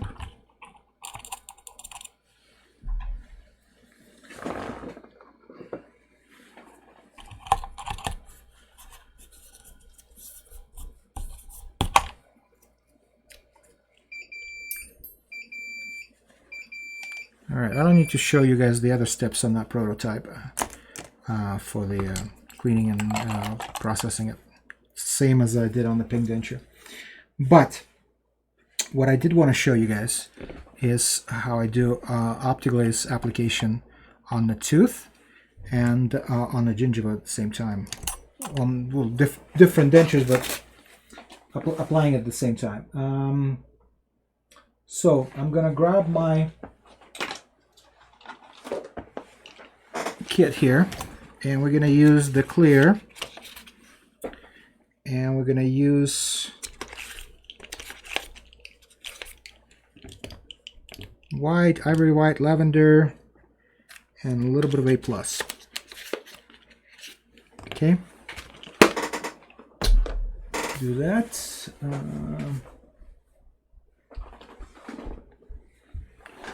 So what we need is, this is the clear. I don't know why I just mixed it. You don't need to mix the clear, it's already mixed. Lavender. These you gotta make sure you mix well.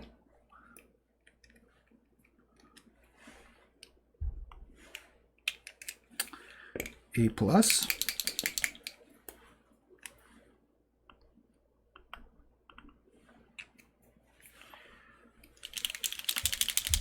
Ivory white. And white. All right. So let's assume that this has been already sandblasted and cleaned, and we're ready to apply things.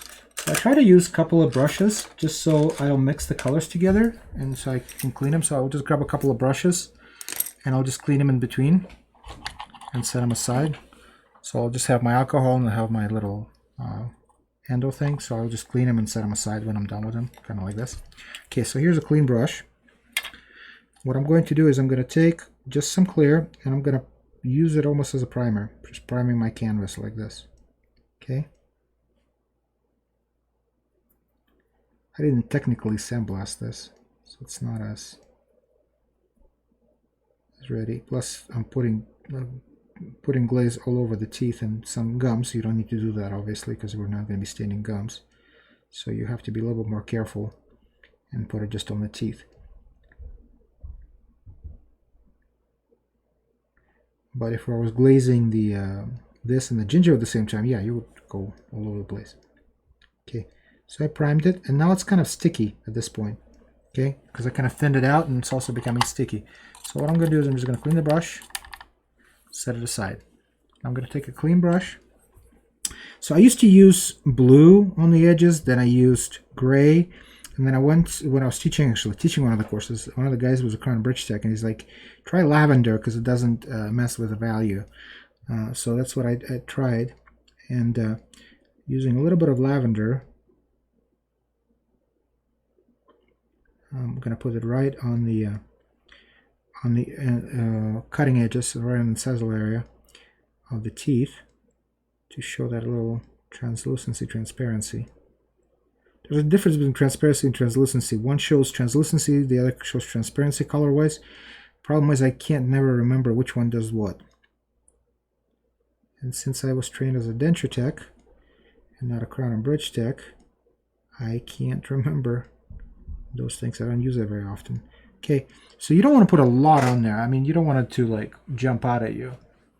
So I'm just putting a little bit just so it kind of shows through. And I'm going to do the same thing with the sides. Just show it doesn't have that much of opacity to it.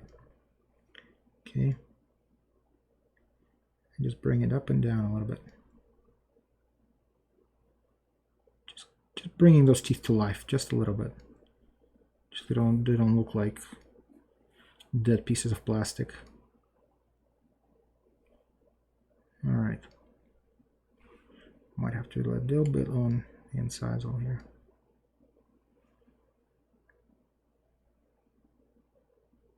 Okay. clean the brush. Try it. Grab a clean one. So I'm going to use a little bit of A+. Just going to warm up the cervicals just a little bit with that A+. Just so it doesn't look so monolithic.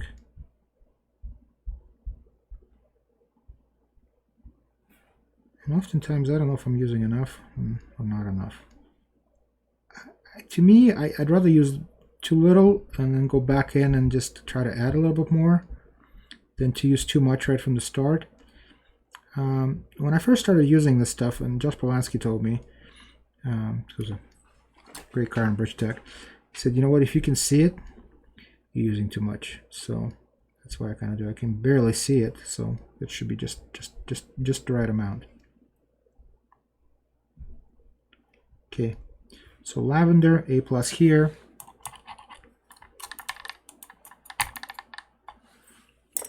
And I'm going to use white just to create that little bend in the middle.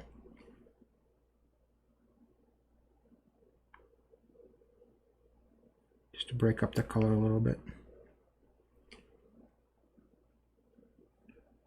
Just like that.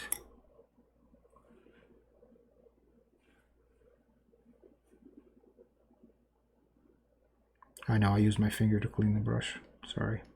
Don't tell anybody. Okay, and once this is done, I can use ivory white to do little crack lines if I need to. So for that one, I like to use a really thin brush, which I had here somewhere. Where's my little... Where is it?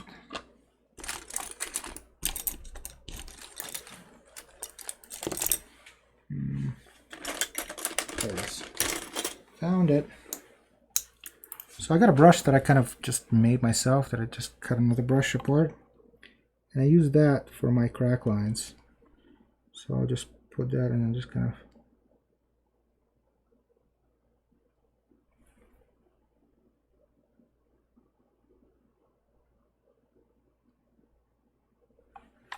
brush the crack lines through like that. I don't know if you guys can see that on YouTube or not. It's pretty tiny. Okay, so like this. And what you can also do is you can actually grab some white again and go right at the incisal edge, as they call it, to create little halo effects. Okay, once that is all done, you need to freeze it, just so you don't end up moving those colors when you go in to put the second layer on top, your protection layer.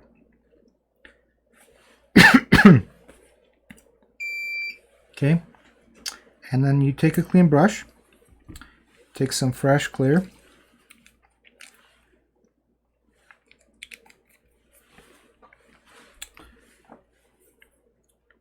cover everything up. It's your protection layer.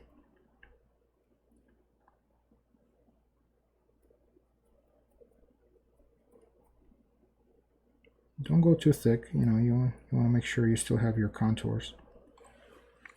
And now at this point, go ahead and cure it for 1.5 minutes. And that should be good to go. Once that is finished, you can go ahead and polish it up if you want to, if you don't like that fakish shine on it.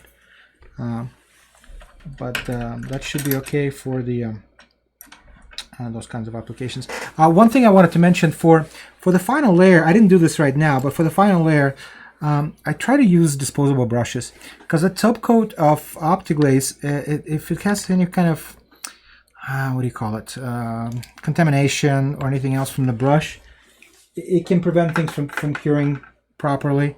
So just so to be on the safe side, what I generally do is I'll just use a brand new clean disposable brush when I'm doing any kind of top coat Optiglaze application, whether that being on a denture or on a tooth. It just makes things a lot better, and I have a lot less headache. I mean, that 20 cents that the brush is going to cost you is going to be a lot less problematic than if you're going to have to, see, I use these brushes, if you're going to have to redo the glaze and stuff like that. So on the denture, just wanted to show you guys. So we cleaned everything up. I don't have a glove on, but I'll be staying away from this area. So we want to apply the glaze in this region right here. So I got my glaze.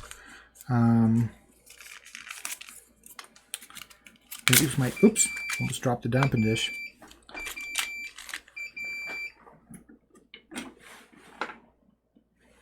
See? Nice and cured. I always do a fingernail test to make sure there was no contamination. If it doesn't scratch with my fingernail, we're good. All right.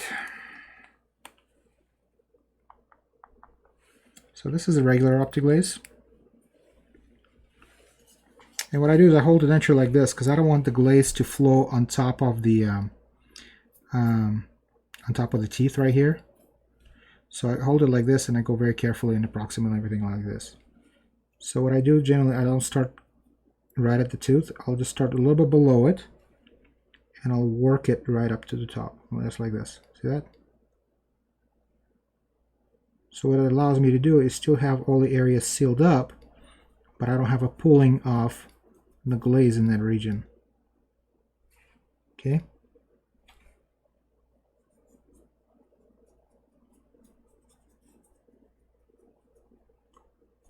Just like this.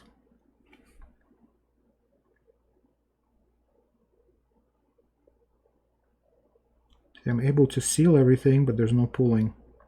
Because I hate looking at dentures, and when you look at the glaze, and you can see the glaze right between the teeth, like it's been filled in. I don't want to see that. You know, I want to have a more natural looking papilla.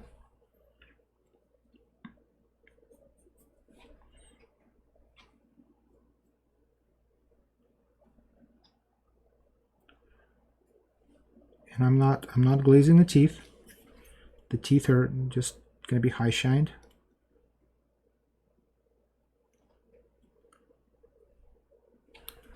Just like that.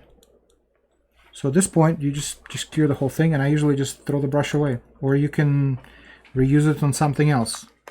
You know, use it on your acrylic repairs and stuff like this. You can clean it and use it for something else. It's not a problem. It's just I don't like using it on Optiglaze again. This kind of Optiglaze. So from here, what you usually do, if you don't like the glaze, if it looks too aggressive for you, there's two discs you can use. You can use this one from 3M, or you can use this, I don't know what it is. I mean, some Chinese company makes this. Be careful with these discs. They're a lot cheaper, but if you're not wearing proper eye protection, they have a tendency to fall apart and jump out right in your eye. I had actually a piece go right under my visor once. But if you look, I mean, let's see, turn this on.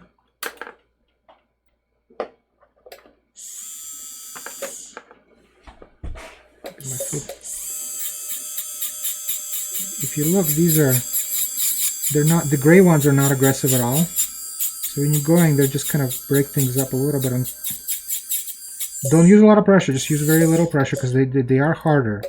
Okay, but if you use the 3M ones or Hatha ones, they're a lot softer. So you can use more pressure on these without having to worry about breaking anything up. So what you're doing pretty much right now is just breaking up the glaze.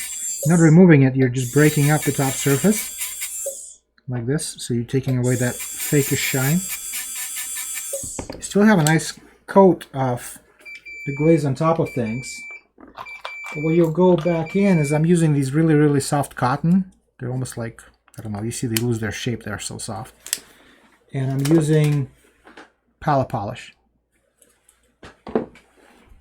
And just going right on top of things and just...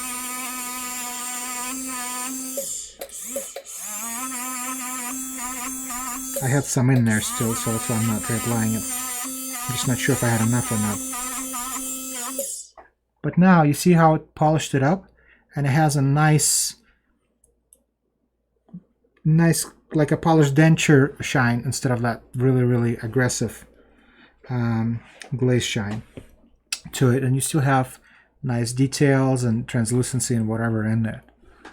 Okay, but on the dentures, once it cures, that's pretty much it. You can go back in, which is what I usually do, and go back in with the palette polish stuff, because you need to clean, you need to high shine the teeth, because you were working on the whole thing and everything else, right? But you can also go over the glaze, and give it a nice polish. And that's pretty much what you're looking for. Okay. So hopefully this has given you guys. Sorry, my hair is all a mess and everything else. Has given you guys the information that you were looking for. Hopefully I provided you with enough information, maybe not too much. And if you have any questions, don't hesitate to ask. Just message me. And big thanks to GC America for sponsoring this webinar. And good luck. See you all later. Bye.